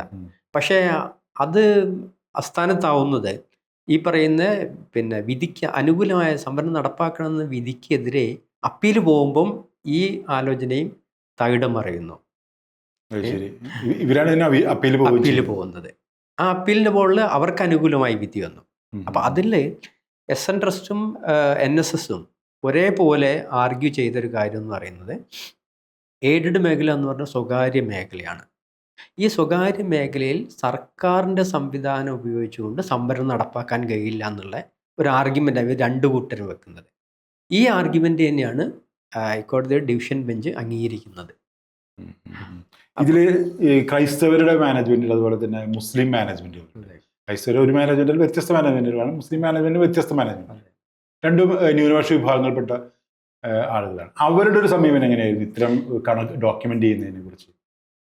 അവരെ സംബന്ധിച്ചിടത്തോളം ഇപ്പോൾ ക്രിസ്ത്യൻ മാനേജ്മെൻ്റ് ആണ് ഏറ്റവും കൂടുതൽ. ഇപ്പോൾ കോളേജുകളുടെ എണ്ണത്തിൽ 47% കോളേജുകൾ അവരുടെ കയ്യിലാണ്. അപ്പം പിന്നെ ഏതാണ്ട് 19% മുസ്ലിം മാനേജ്മെൻ്റ് കയ്യിൽ. ഇവർ രണ്ട് വിഭാഗത്തിൻ്റെ അടുത്തും ഡോക്യുമെൻ്റ് നമുക്ക് കിട്ടിയിട്ടുണ്ട് എന്നുള്ള. ഏറ്റവും കൂടുതൽ കിട്ടിയത് ക്രിസ്ത്യൻ മാനേജ്മെൻ്റ് തന്നെയാണ് കൂടുതൽ കിട്ടിയത്. കോളേജുകൾ കൂടുതലാണ്, അതുകൊണ്ട് മാക്സിമം കിട്ടിയിട്ടുണ്ട്. അതുപോലെ മുസ്ലിം മാനേജ്മെൻ്റിൽ നിന്നും കൂടുതൽ കിട്ടിയിട്ടുണ്ട്. അതായത് കുറെ കൂടി കോപ്പറേറ്റീവ് ആയിട്ടുള്ള സമീപനം, ആരെയാണോ സാധാരണ ആളുകൾ കുറ്റവാളികളെ കാണുന്നത് അവരാണ് കോപ്പറേറ്റ് ചെയ്ത ആളുകളാണെന്നാണ് അല്ലേ? പക്ഷെ മറ്റൊന്നുണ്ട്, ആ ഡോക്യുമെന്റ് തരുന്നത് ഇപ്പം അവരെ സംബന്ധിച്ചിടത്തോളം സമൂഹത്തിലുള്ള ചലനങ്ങൾ, ഇപ്പൊ കേസിന്റെ കാര്യമൊക്കെ അവർക്ക് അറിയാം. ആ ഒരു കോണ്ടെക്സ്റ്റിൽ തന്നെയാണ് ഈ കേസ് കൊടുത്തതിന്റെ ശേഷം തന്നെയാണ് ഈ ഡോക്യുമെന്റ് നമ്മൾ ശേഖരിക്കുന്നത്. 2010 ശേഷമാണ്. അപ്പൊ തീർച്ചയായിട്ടും ഈ ഡോക്യുമെന്റ് എന്തിനു പോകും എന്നുള്ള അവർക്ക് വ്യക്തമായിട്ട് അറിയാം. പക്ഷേ അതിൻ്റെ ഒരു കാര്യം എന്ന് പറയുന്നത്, ഇപ്പം 2010 ന്യൂനപക്ഷ സ്ഥാപനങ്ങളിൽ സംവരണം ഒഴിവാക്കിക്കൊണ്ടാണ് KT ശങ്കരൻ ഇത് ഫയലിൽ സ്വീകരിക്കുന്നത്. അദ്ദേഹം പറഞ്ഞ ആർട്ടിക്കിൾ 30(1) പ്രകാരം ന്യൂനപക്ഷ സ്ഥാപനങ്ങളെ ഒഴിവാക്കിക്കൊണ്ട് അവർക്ക് ലെറ്റർ കൊടുക്കേണ്ടതില്ല, മറിച്ച് മറ്റ് സ്ഥാപനങ്ങൾക്കാണ് അവർ നോട്ടീസ് അയക്കാൻ തയ്യാറായത്. ഇപ്പോൾ ന്യൂനപക്ഷ സ്ഥാപനങ്ങൾ നേരത്തെ ഒഴിവാക്കിയിരുന്നു. അതുകൊണ്ടായിരിക്കാം ഒരു പക്ഷേ അത്രയും കോൺഫിഡൻ്റ് ആയിട്ട് തന്നെ അവർ ഡോക്യുമെൻ്റ് തന്നിട്ടുണ്ടാവുക. ഇന്ത്യൻ ഭരണഘടന ന്യൂനപക്ഷങ്ങൾക്ക് നൽകുന്ന ഏറ്റവും പ്രധാനപ്പെട്ട ഒരു അവകാശം എന്ന് പറയുന്നത്, ന്യൂനപക്ഷ സ്ഥാപനങ്ങളിൽ സ്കൂളുകൾ നടത്താനും വിദ്യാഭ്യാസ സ്ഥാപനങ്ങൾ നടത്താനും വിദ്യാഭ്യാസ സ്ഥാപനങ്ങൾ നിയമനങ്ങൾ നടത്താനും ഉള്ള അവകാശമാണ് ഇന്ത്യൻ ഭരണഘടന ന്യൂനപക്ഷങ്ങൾക്ക് നൽകിയിട്ട് ഏറ്റവും പ്രധാനപ്പെട്ട അവകാശം. നിയമസഭയിൽ ചർച്ച നടക്കുന്ന സമയത്ത് എങ്ങനെയാണ് മുസ്ലിം ക്രൈസ്തവ മാനേജ്മെൻറ്റിനെ പിടിക്കാം എന്നുള്ളൊരു കാഴ്ചപ്പാടിന് പുറത്തും കൂടിയാണ് മുണ്ടശ്ശേരി ഇങ്ങനെ ഇതിലേക്ക് കടന്നു വരുന്നത്. ആ സമയത്ത് പല നിയമസഭാ ചർച്ചകൾ നോക്കിക്കഴിഞ്ഞാൽ മുണ്ടശ്ശേരിയുടെ യഥാർത്ഥ ഉദ്ദേശം ക്രൈസ്തവരെ ഒരു പാഠം പഠിപ്പിക്കണം എന്നുള്ളതാണ്. അത് ഇപ്പം മാത്രമല്ല, നേരത്തെ SRCP ഇതുപോലത്തെ ഒരു സമീപനം നടത്തിയിട്ടുണ്ട്. ക്രൈസ്തവരെ പാഠം പഠിപ്പിക്കാൻ വേണ്ടി തന്നെയാണ് ആദ്യം ഒരു ഇത് വരുന്നത്. അപ്പോൾ ഡയറക്റ്റ് പേയ്മെന്റ് ഇഷ്യൂല് വേണമെങ്കിൽ ഒരു ചർച്ചയിൽ പറയുന്നത്, വേണമെങ്കിൽ നിങ്ങൾക്ക് ഡയറക്റ്റ് പേയ്മെന്റ് ഇതൊന്നുമില്ലാണ് നടപ്പിലാക്കാൻ പറ്റുന്നത്. പിന്നെ ഡയറക്റ്റ് പേയ്മെന്റ് സിസ്റ്റം നടപ്പിലാക്കാൻ വേണ്ടി ഇതൊരു നിയമത്തിന്റെ ആവശ്യമില്ല എന്ന് ആ സമയത്ത് തന്നെ ചർച്ചയിൽ വരുന്നുണ്ട്. ഞാൻ ആ സമയത്ത് പരിശോധിച്ചിരുന്നു. അപ്പൊ ഈ ഒരു സാഹചര്യത്തിൽ ഈ സംവരണത്തിന്റെ ഇഷ്യൂല് ന്യൂനപക്ഷങ്ങളുടെ സ്ഥാപനങ്ങൾ, അതായത് ന്യൂനപക്ഷങ്ങൾക്ക് ഭരണഘടന നൽകുന്ന ഏക അവകാശമാണിത്. അപ്പോൾ SNDP അതുപോലെ തന്നെ NSS പോലെയുള്ള ഹൈന്ദവ സ്ഥാപനങ്ങളും അതുപോലെ തന്നെ ഹൈന്ദവ സമുദായത്തിൽപ്പെട്ട സ്ഥാപനങ്ങൾ അല്ലെങ്കിൽ അതുപോലെ അല്ലാത്ത മറ്റ് മാനേജ്മെന്റ് സ്ഥാപനങ്ങൾ അവരൊഴിവാക്കി ന്യൂനപക്ഷങ്ങളെല്ലായ്പ്പോഴും ഭരണഘടന ഒഴിവാക്കിയിട്ടുണ്ട്. ഈ ഒരു സാഹചര്യത്തിൽ ഇതിൻ്റെ ഒരു സംവരണത്തെ കുറിച്ചുള്ള ചർച്ചകളിൽ ഒരു കൺഫ്യൂഷൻ ഉണ്ടല്ലോ, അതെങ്ങനെയാണ് പരിഹരിക്കുന്നത്? അല്ലാതെ ആ വിഷയത്തിൽ ഇപ്പം ഈ എഡ്യൂക്കേഷൻ നിയമം 57 എഡ്യൂക്കേഷൻ നിയമം ആയിട്ട് ബന്ധപ്പെട്ട് അത് നടപ്പാക്കാൻ അന്നത്തെ നിയമസഭ സമിതിയൊക്കെ തയ്യാറായി, അല്ലെങ്കിൽ നിയമസഭയിൽ അത് വലിയ വിഷയമാവുകയും അത് പാസ്സാക്കാൻ വേണ്ടി നിയമസഭ പാസ്സാക്കി. പക്ഷേ അന്ന് ഒപ്പിടാൻ അന്നത്തെ ഗവർണർ തയ്യാറായില്ല. അപ്പോൾ ഗവർണറെ ഇവിടുന്ന് പല ക്രിസ്ത്യൻ മാനേജ്മെൻറ്റ് കക്ഷികളും പോയിട്ട് അദ്ദേഹത്തിന് ഭീഷണിപ്പെടുത്തിയതിൻ്റെ ശേഷമാണ് അദ്ദേഹം അത് എന്ത് ചെയ്യുന്നു, പ്രസിഡന്റിന് കൈമാറുന്നു. പ്രസിഡന്റ് അത് നേരിട്ട് സുപ്രീം കോടതിക്ക് കൊടുക്കുന്നു. അപ്പോൾ 1958 ഇപ്പോൾ സുപ്രീം കോടതി ഈ കേസ് പരിഗണിക്കുകയും അന്നത്തെ ഏറ്റവും വലിയ പ്രശ്നം എന്ന് പറയുന്നത് 57 വിദ്യാഭ്യാസ ബില്ല് എന്ന് പറയുന്നത് ന്യൂനപക്ഷ വിരുദ്ധമാണെന്നുള്ളതായിരുന്നു പ്രതിഷേധം, അവരുടെ ആർഗ്യുമെന്റ്. അവർ നോക്കിയോ ഇതാണ് സുപ്രീം കോടതി, ഇതിലേതെങ്കിലും വകുപ്പുകൾ ആർട്ടിക്കിൾ 30(1) എതിരാണോ അല്ലെങ്കിൽ ന്യൂനപക്ഷ വിരുദ്ധമായ ഏതെങ്കിലും വകുപ്പുകൾ ഉണ്ടോ എന്നാണ് സുപ്രീം കോടതി 7 അംഗ ബെഞ്ച് അന്ന് പരിശോധിച്ചത്. അപ്പോൾ അവർ നോക്കുന്ന സമയത്ത് പ്രധാനപ്പെട്ട ഒരു കാര്യം എന്ന് പറയുന്നത് ഈ പറയുന്ന സെക്ഷൻ 11 സെക്ഷൻ 11 എന്ന് പറയുന്നത് നിയമനം എന്ന് പറയുന്നത് പബ്ലിക് സർവീസ് കമ്മീഷൻ സെലക്ട് ചെയ്യുന്ന കാൻഡിഡേറ്റ്സ് എന്നായിരിക്കണം എന്നാണ് പറയുന്നത്. അപ്പം PSC ഡയറക്റ്റ് ചോദിച്ചാൽ PSC ആണോ എന്ന് വെച്ചാൽ PSC പോലും അല്ല. പക്ഷേ PSC സെലക്ട് ചെയ്യുന്ന കാൻഡിഡേറ്റ്സ് ഒരു ലിസ്റ്റ് അങ്ങോട്ട് കൊടുക്കും മാനേജ്മെൻറ്റ്. ആ ലിസ്റ്റിൽ നിന്ന് PSC സെലക്ട് ചെയ്യുകയാണ് ചെയ്യുക. അപ്പോൾ അതിന് PSCയുടേതായ ഒരു രീതികളുണ്ടാവും, അവരുടെ മാനദണ്ഡങ്ങളുണ്ടാവും. അതിനനുസരിച്ചാണ് ഈ സാധനം ചെയ്യുന്നത്. അപ്പം അതായിരുന്നു സെക്ഷൻ 11. അപ്പം അതാണ് ഇവർ പറഞ്ഞത് എന്ത്, ന്യൂനപക്ഷ വിരുദ്ധമാണ്. അപ്പോൾ സുപ്രീം കോടതി അത് പരിശോധിക്കുന്ന സമയത്ത് ആർട്ടിക്കിൾ 30(1) അവർ വളരെ കൃത്യമായിട്ട് അതിനകത്ത് പലവട്ടം ആ വിധിന്യായത്തിൽ അവർ പരിശോധിക്കുകയും പറയുന്നുണ്ട്.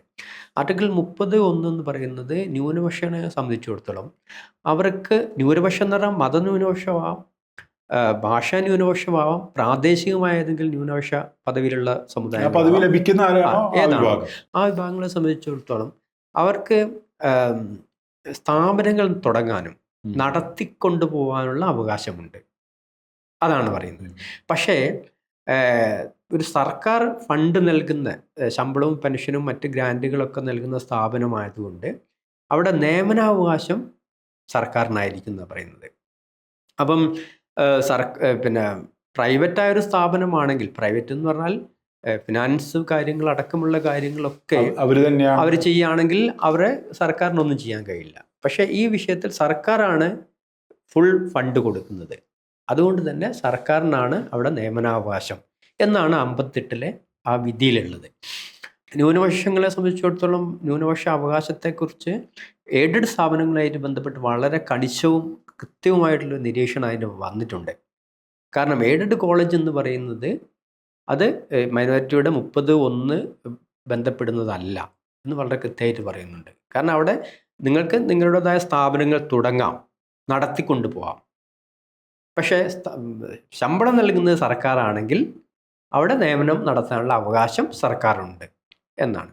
അതേസമയത്ത് ആ ബില്ലിൽ തന്നെ മിസ്മാനേജ്മെന്റ് നടക്കുന്ന സ്ഥാപനങ്ങളെ ഏറ്റെടുക്കാം, സർക്കാരിനെ ഏറ്റെടുക്കാം എന്നുള്ള വ്യവസ്ഥ ഉണ്ടായിരുന്നു.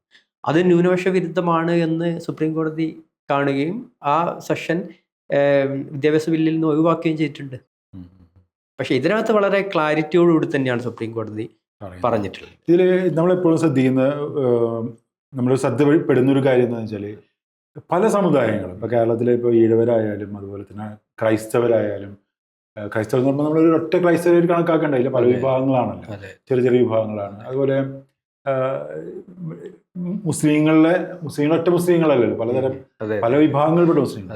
അപ്പോൾ ഇവരൊക്കെ മേഖലകളിൽ നിന്ന് അവർ സ്വന്തമായി സ്ഥാപനങ്ങൾ ആരംഭിച്ച് അത് ഒരു സർക്കാരുമായിട്ട് ബാർഗെയിൻ ചെയ്ത് അതിലെ ആളുകളെ നിയമിക്കുകയും അതിൻ്റെ അടിസ്ഥാനത്തിൽ മുന്നോട്ട് പോകാനുള്ള ഒരു നീക്കം പല സമുദായങ്ങളുടെ ഭാഗത്തു നിന്നുണ്ടായിരുന്നു. പക്ഷേ 2 തരം സമുദായങ്ങളുടെ ഭാഗത്തുനിന്ന് അത് ഇല്ലാതിരുന്നത്. ഇപ്പോൾ പ്രധാനമായിട്ടും SC/ST വിഭാഗങ്ങളിൽ നിന്ന് അത് ഒട്ടും ഉണ്ടായിട്ടില്ല. ഇപ്പോൾ SC വിഭാഗം എന്ന് പറയുമ്പോൾ എല്ലാ വിഭാഗങ്ങളും ഒരുപോലെയല്ല. പല വിഭാഗങ്ങളും വേറെ തരത്തിൽ പറഞ്ഞാൽ പ്രാതിനിധ്യമുള്ള വിഭാഗങ്ങളുണ്ട്, പ്രാതിനിധ്യമുള്ള വിഭാഗങ്ങളുണ്ട്. പിന്നാക്കക്കാരിലാണെങ്കിൽ ഈഴവര് ആണ് കുറേ കൂടി പ്രാതിനിധ്യമുള്ള ഒരു വിഭാഗം. അത് കഴിഞ്ഞാൽ പിന്നെ കുറേ വിഭാഗങ്ങൾ, ഇപ്പോൾ ചില സമുദായങ്ങളൊക്കെ നോക്കിക്കഴിഞ്ഞാൽ ധാരാളം ആളുകൾ സർക്കാർ സർവീസിലുള്ള ചില പിന്നാക്ക സമുദായങ്ങളുണ്ട്. പക്ഷെ അവരാരും ഒരു കോളേജ് തുടങ്ങുക അല്ലെങ്കിൽ ഇതുപോലത്തെ സ്ഥാപനങ്ങൾ ആരംഭിക്കുക ആ രീതിയിലേക്ക് ഒരു ആലോചനയായിട്ട് പൊതുവെ പോകുന്നത് കാണുന്നില്ല. മറിച്ച് ഇതര സമുദായങ്ങളുടെ ഈ ഒരു ആർഗ്യുമെന്റ് മാത്രമല്ല മുന്നോട്ട് വയ്ക്കുന്നത്. അപ്പോൾ ശരിക്കും യഥാർത്ഥത്തിൽ SC/ST വിഭാഗങ്ങളും പിന്നാക്കക്കാരിലെ ഈഴവരൊഴിച്ചില്ല, ഇവർ ഓൾറെഡി അതൊക്കെ നേടിയെടുക്കാൻ പ്രാപ്തരായെന്ന് എനിക്ക് തോന്നുന്നത്. അങ്ങനെ അല്ലാത്തൊരു വിഭാഗങ്ങൾ കോളേജുകൾക്കും അതുപോലെ തന്നെ സ്ഥാപനങ്ങൾക്ക് വേണ്ടി ലാറ്ററി ആവശ്യപ്പെടേണ്ടത്.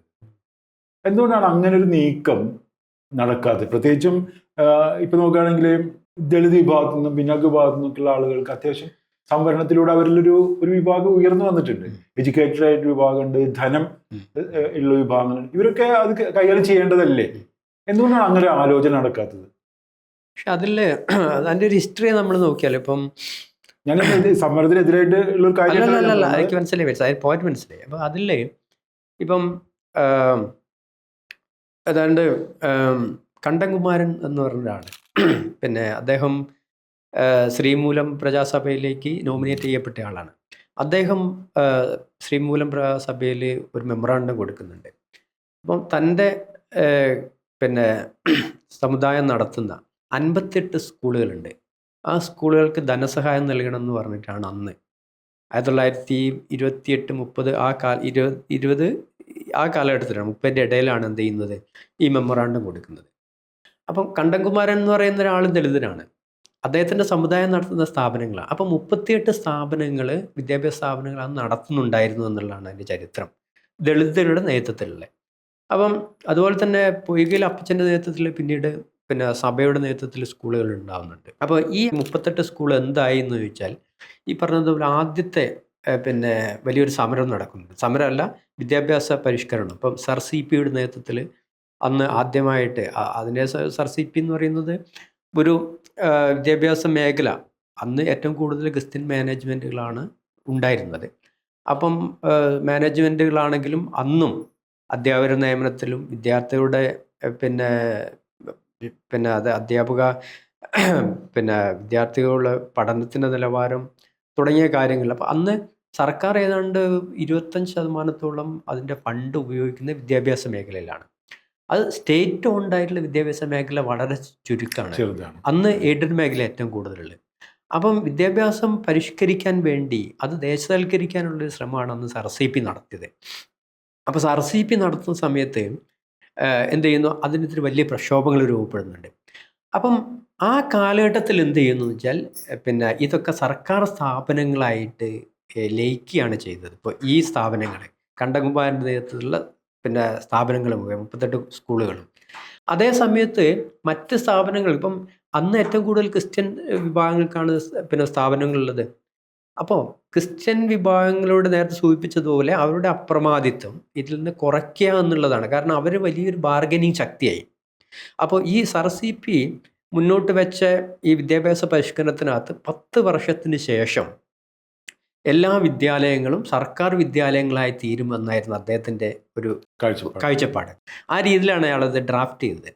അപ്പോൾ ഇത് ക്രിസ്ത്യൻ മാനികളെ സംബന്ധിച്ചിടത്തോളം വലിയ വിഷയം ഉണ്ടാക്കി. അവർ വലിയ സമരം കേരളത്തിനകത്ത് നടത്തി. മാത്രമല്ല അവർ ബ്രിട്ടീഷ് പാർലമെൻറ്റിൽ വരെ ഈ വിഷയമായിട്ട് ബന്ധപ്പെട്ട് അന്ന് എന്ത് ചെയ്യുന്നുണ്ട്, പിന്നെ മെമ്മറാണ്ടം കൊണ്ടുവരുന്നുണ്ട്. അങ്ങനെ ഇയാൾക്ക് അവസാനം ഇതിൽ നിന്ന് പിന്മാറേണ്ടി വരിക ചെയ്യുന്നത്. പിന്നെ അദ്ദേഹം ചെയ്തത് NSSനും SN ട്രസ്റ്റിനും അതുപോലെ മുസ്ലിം വിഭാഗങ്ങൾക്കും കൂടുതൽ വിദ്യാഭ്യാസ സ്ഥാപനങ്ങൾ കൊടുത്തിട്ട് എന്ത് ചെയ്യുന്നു, അവിടെ ഒരു ഡെമോക്രസി ഉണ്ടാക്കാൻ വേണ്ടി, ആ വിതരണത്തിൻ്റെ കുറച്ചുകൂടി ഒരു നീതിപൂർവമാക്കാൻ വേണ്ടിയാണ് അദ്ദേഹം ശ്രമിക്കുന്നത്. അദ്ദേഹത്തിന് ആ പ്രോജക്റ്റിൽ നിന്ന് അദ്ദേഹത്തിന് വിട്ടുപോരേണ്ടി വന്നു, അത് ഉപേക്ഷിക്കേണ്ടി വന്നു. ആ വിദ്യാഭ്യാസ പരിഷ്കരണത്തിന് അയാൾക്ക് ഒഴിവാക്കേണ്ടി വന്നു. അപ്പം യഥാർത്ഥത്തിൽ ക്രിസ്ത്യൻ മാനേജറുടെ കീഴിലുണ്ടായിരുന്ന വലിയ അപ്രമാദിത്വം ഒഴിവാക്കാനും കുറച്ചുകൂടി നീതിപൂർവമായ വിതരണത്തിനകത്തേക്ക് കൊണ്ടുവരാൻ കഴിഞ്ഞു എന്നുള്ളതാണ് അതിൻ്റെ ഭാഗമായിട്ട്. അപ്പം അങ്ങനെയാണ് ശരിക്കും പറഞ്ഞാൽ എന്ത് ചെയ്യുന്നത്, ഇതര സമുദായങ്ങൾക്ക് സ്ഥാപനങ്ങൾ കിട്ടുന്നത്. പക്ഷേ ഈ 2017 നമ്മൾ കണക്കെടുത്ത് നോക്കുമ്പോഴും എയ്ഡഡ് കോളേജിലൂടെ 47% ക്രിസ്ത്യൻ സമുദായത്തിനാണ്, 11% SN ട്രസ്റ്റിനും 10% NSSനും 19% വിവിധ മുസ്ലിം മാനേജ്മെൻറ്റിൻ്റെ കീഴിലാണ് കോളേജുകളുടെ സ്ഥിതി. അപ്പം അങ്ങനെയുള്ളെങ്കിൽ ഒരു ന്യായമായ ഒരു വിതരണ സംവിധാനം തന്നെ വന്നത് അതിൻ്റെ ശേഷമാണ് ശരിക്കും. അപ്പോൾ ദളിതരെ സംബന്ധിച്ചിടത്തോളം ദളിതർ ഈ രീതിയിൽ വലിയൊരു ബാർഗനിങ് കപ്പാസിറ്റിയുള്ള വിഭാഗമല്ല, ആയിട്ടില്ല. അതിപ്പോൾ ഈ 2000-ന് ശേഷം 2010-ന് ശേഷമാണ് യഥാർത്ഥത്തിൽ ഈ സമരമൊക്കെ വന്നതിൻ്റെ, എയ്ഡഡ് മേഖല സംവരണ കേസും അതുമായിട്ടുള്ള പ്രക്ഷോഭങ്ങളും വന്നതിൻ്റെ ശേഷമാണ് പുന്നലയ്ക്കും അതുപോലെ പൊയ്കയിൽ കുമാര ഗുരുദേവൻ, പൊയ്കയിൽ അപ്പച്ചൻ്റെയും നേതൃത്വത്തിൽ 2 സ്ഥാപനങ്ങൾ ആദ്യമായിട്ട് ആരംഭിക്കാൻ കഴിഞ്ഞത്. പിന്നെ ഇപ്പോൾ ഏതാണ്ട് 4ഓളം കോളേജുകൾ, 5 കോളേജുകൾ എയ്ഡഡ് മേഖലയിൽ ഇപ്പോൾ ദളിത് സമുദായങ്ങളുടെ വിവിധ സമുദായങ്ങൾ ഇതിലുണ്ട് എന്നുള്ളതാണ്. അപ്പം അത് ആ രീതിയിൽ അതൊരു ഡെവലപ്മെൻ്റ് ഉണ്ട്. കാരണം ആ വിഭാഗത്തെ സംബന്ധിച്ചിടത്തോളം വലിയൊരു ഒന്ന് അവർക്ക് ഭൂമി എന്ന് പറയുന്ന സാധനം ഇന്നില്ല, ഭൂമിയില്ല. പിന്നെ എംപ്ലോയ്മെൻറ്റ് മാത്രം. ഇപ്പോൾ സർക്കാർ ഉദ്യോഗം എന്ന് പറയുന്ന ഏതാണ്ട് പണിയെടുക്കാൻ ശേഷിയുള്ള വിഭാഗത്തിൻ്റെ 6% മാത്രമാണ് എന്ത് ചെയ്യുന്നത്, സ്ഥിരം തൊഴിലുള്ളത്, സർക്കാർ ഉദ്യോഗമുള്ളത്. അപ്പോൾ അവരുകൊണ്ട് ആ പറഞ്ഞ രാഷ്ട്രീയമായി അതിലൊരു യഥാർത്ഥത്തിൽ ഏതൊരു സമുദായത്തിലും ഏതൊരു സമൂഹത്തിലും പൈസയുള്ള ഒരു വിഭാഗം ആളുകളാണ് അവരുടെ കൂടിയുള്ള ആളുകൾക്ക് വേണ്ടിയിട്ട് സ്കൂളുകൾ അതുപോലെ സംവിധാനങ്ങൾ തുടങ്ങുന്നത്. അപ്പം അത് ക്രൈസ്തവരുടെ കാര്യത്തിലാണ് കുറേ കൂടി നമുക്ക് വ്യത്യാസമായിട്ട് കാണാൻ പറ്റും. മുസ്ലിങ്ങളുടെ കാര്യത്തിൽ വളരെ ഒബ്വിയസ് ആയിട്ടുള്ള കാര്യമാണ്. മുസ്ലിങ്ങളുടെ ധനാഢ്യരായ മനുഷ്യരും അതുപോലെയുള്ള ആളുകൾക്ക് ചേർന്നിട്ട് ഇപ്പോൾ ഏത് കോളേജ് ചരിത്രത്തിൽ പരിശോധിച്ചാൽ ആ രീതിയിലായിരിക്കും സംഭവിക്കുക. പക്ഷേ ഈ പിന്നാക്ക സമുദായങ്ങൾക്കും പ്രത്യേകിച്ചും ഈഴവരാണ് പിന്നെയും, ഈഴവർ പോലും എസ് എൻ ട്രസ്റ്റ് ഒക്കെ വേറെ ഉണ്ടാക്കുന്നത് 40കൾക്ക് ശേഷമാണ്, 50കളോടുകൂടിയാണ് അവരത് ഉണ്ടാക്കുന്നത്. പിന്നെ ഇതൊക്കെ ഉണ്ടെങ്കിൽ പോലും അപ്പോൾ അതുപോലെ പിന്നാക്ക സമുദായങ്ങളെ മറ്റ് ഇതര സമുദായങ്ങൾക്കും ഇങ്ങനെ സ്കൂളുകൾ ഉണ്ടാക്കേണ്ടതുണ്ട്, ഈ രീതിയിൽ ഒരുമിച്ച് നിൽക്കേണ്ടതുണ്ട് എന്ന് പറയുന്നൊരു അതൊരു സാമുദായിക യുക്തിയാണ്. അത് എന്തുകൊണ്ടാണ് മുസ്ലിങ്ങൾ സ്ഥാപനങ്ങൾ തുടങ്ങുന്നത്? പൈസ ഉള്ളതുകൊണ്ട് മാത്രമല്ല. മുസ്ലിങ്ങൾ സ്ഥാപനങ്ങൾ തുടങ്ങുന്ന മുസ്ലിങ്ങൾക്ക് ഒരു അവരുടെ സമുദായത്തിൻ്റെ ഉള്ളിൽ ഇത് കൊണ്ടുപോകണം അവർ ആഗ്രഹിക്കുന്നതുകൊണ്ട് കൂടിയാണ്.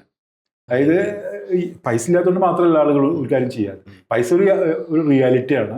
അതായിരിക്കുമ്പോൾ പോലും പിടിയേരി വെച്ചിട്ടും ആളുകൾ സ്കൂൾ ഉണ്ടാക്കിയിട്ടുണ്ട് ആളുകൾ. അപ്പോൾ ഇതിൻ്റെ ഒരു സമുദായം എന്ന് പറയുന്നൊരു യുക്തിയിൽ നിന്ന് പുറത്ത് പോയതിൻ്റെ കൂടി ഒരു ഭാഗമായിട്ടാണ് എനിക്ക് തോന്നുന്നത് ഈ ആളുകൾ സ്കൂളുകളോ അതുപോലെ സംവിധാനങ്ങളിലേക്കോ ഞങ്ങളുടേതായിട്ടുള്ള ഇത് രീതിയിൽ വരാത്തെങ്കിൽ ഈ ഒരു യുക്തി നഷ്ടപ്പെട്ടിട്ടില്ലേ ഈ കീഴാള വിഭാഗങ്ങൾക്ക്? അത് ഞാൻ ദളിതരെ മാത്രമേ കുറേയും കൂടി എസ് ടി വിഭാഗത്തിൽ നമുക്ക് കാണുന്ന കുറേയും കൂടി ഒരു വിഭവങ്ങളുടെ ഒരു കുറവ് വളരെ ഒരു പ്രധാന പ്രശ്നമാണ് ഇപ്പോഴും. ആ സമയത്ത് എസ് സി വിഭാഗങ്ങളെ സംബന്ധിച്ചിടത്തോളം, പിന്നാക്കക്കാരുടെ ഈഴവർ ഒഴിച്ചുള്ള വിഭാഗങ്ങളെ സംബന്ധിച്ചിടത്തോളം കുറേയൊക്കെ പ്രാതിനിധ്യം വേണമെങ്കിൽ കുറച്ച് വിദ്യാസമ്പന്നരായിട്ടുള്ള ആൾക്കാരുണ്ട്, കുറച്ച് ധനികരുണ്ട്, കുറച്ച് ഒരു 2 തലമുറയ്ക്കായിട്ട് ഇപ്പോൾ ജോലിയിലുള്ള ആളുകൾ ഉണ്ടാവില്ലേ? പിന്നാക്കക്കാരൊക്കെ 2 തലമുറയായിട്ടുള്ള ജോലിക്കാരുണ്ടാവില്ലേ? ഉണ്ടാവില്ല. ഇപ്പൊ ദളിതരായാലും ആ ഫസ്റ്റ് തലമുറ അല്ലല്ലോ, രണ്ടാം തലമുറയിലേക്ക് വന്നിട്ടുണ്ടാവും. പക്ഷെ ഈ 2ാമത്തെ തലമുറയും ഇപ്പോഴും അത് ചെയ്യുന്നില്ല എന്നുള്ള പറയുന്ന ഒരു പ്രോബ്ലം അല്ലേ? അതെനിക്ക് തോന്നുന്നത് അതിന്റെ കാരണം നമ്മൾ സാമൂഹ്യശാസ്ത്രപരമായി അന്വേഷിക്കേണ്ടതല്ലേ എന്നാണ് ഞാൻ ചോദിക്കുന്നത്.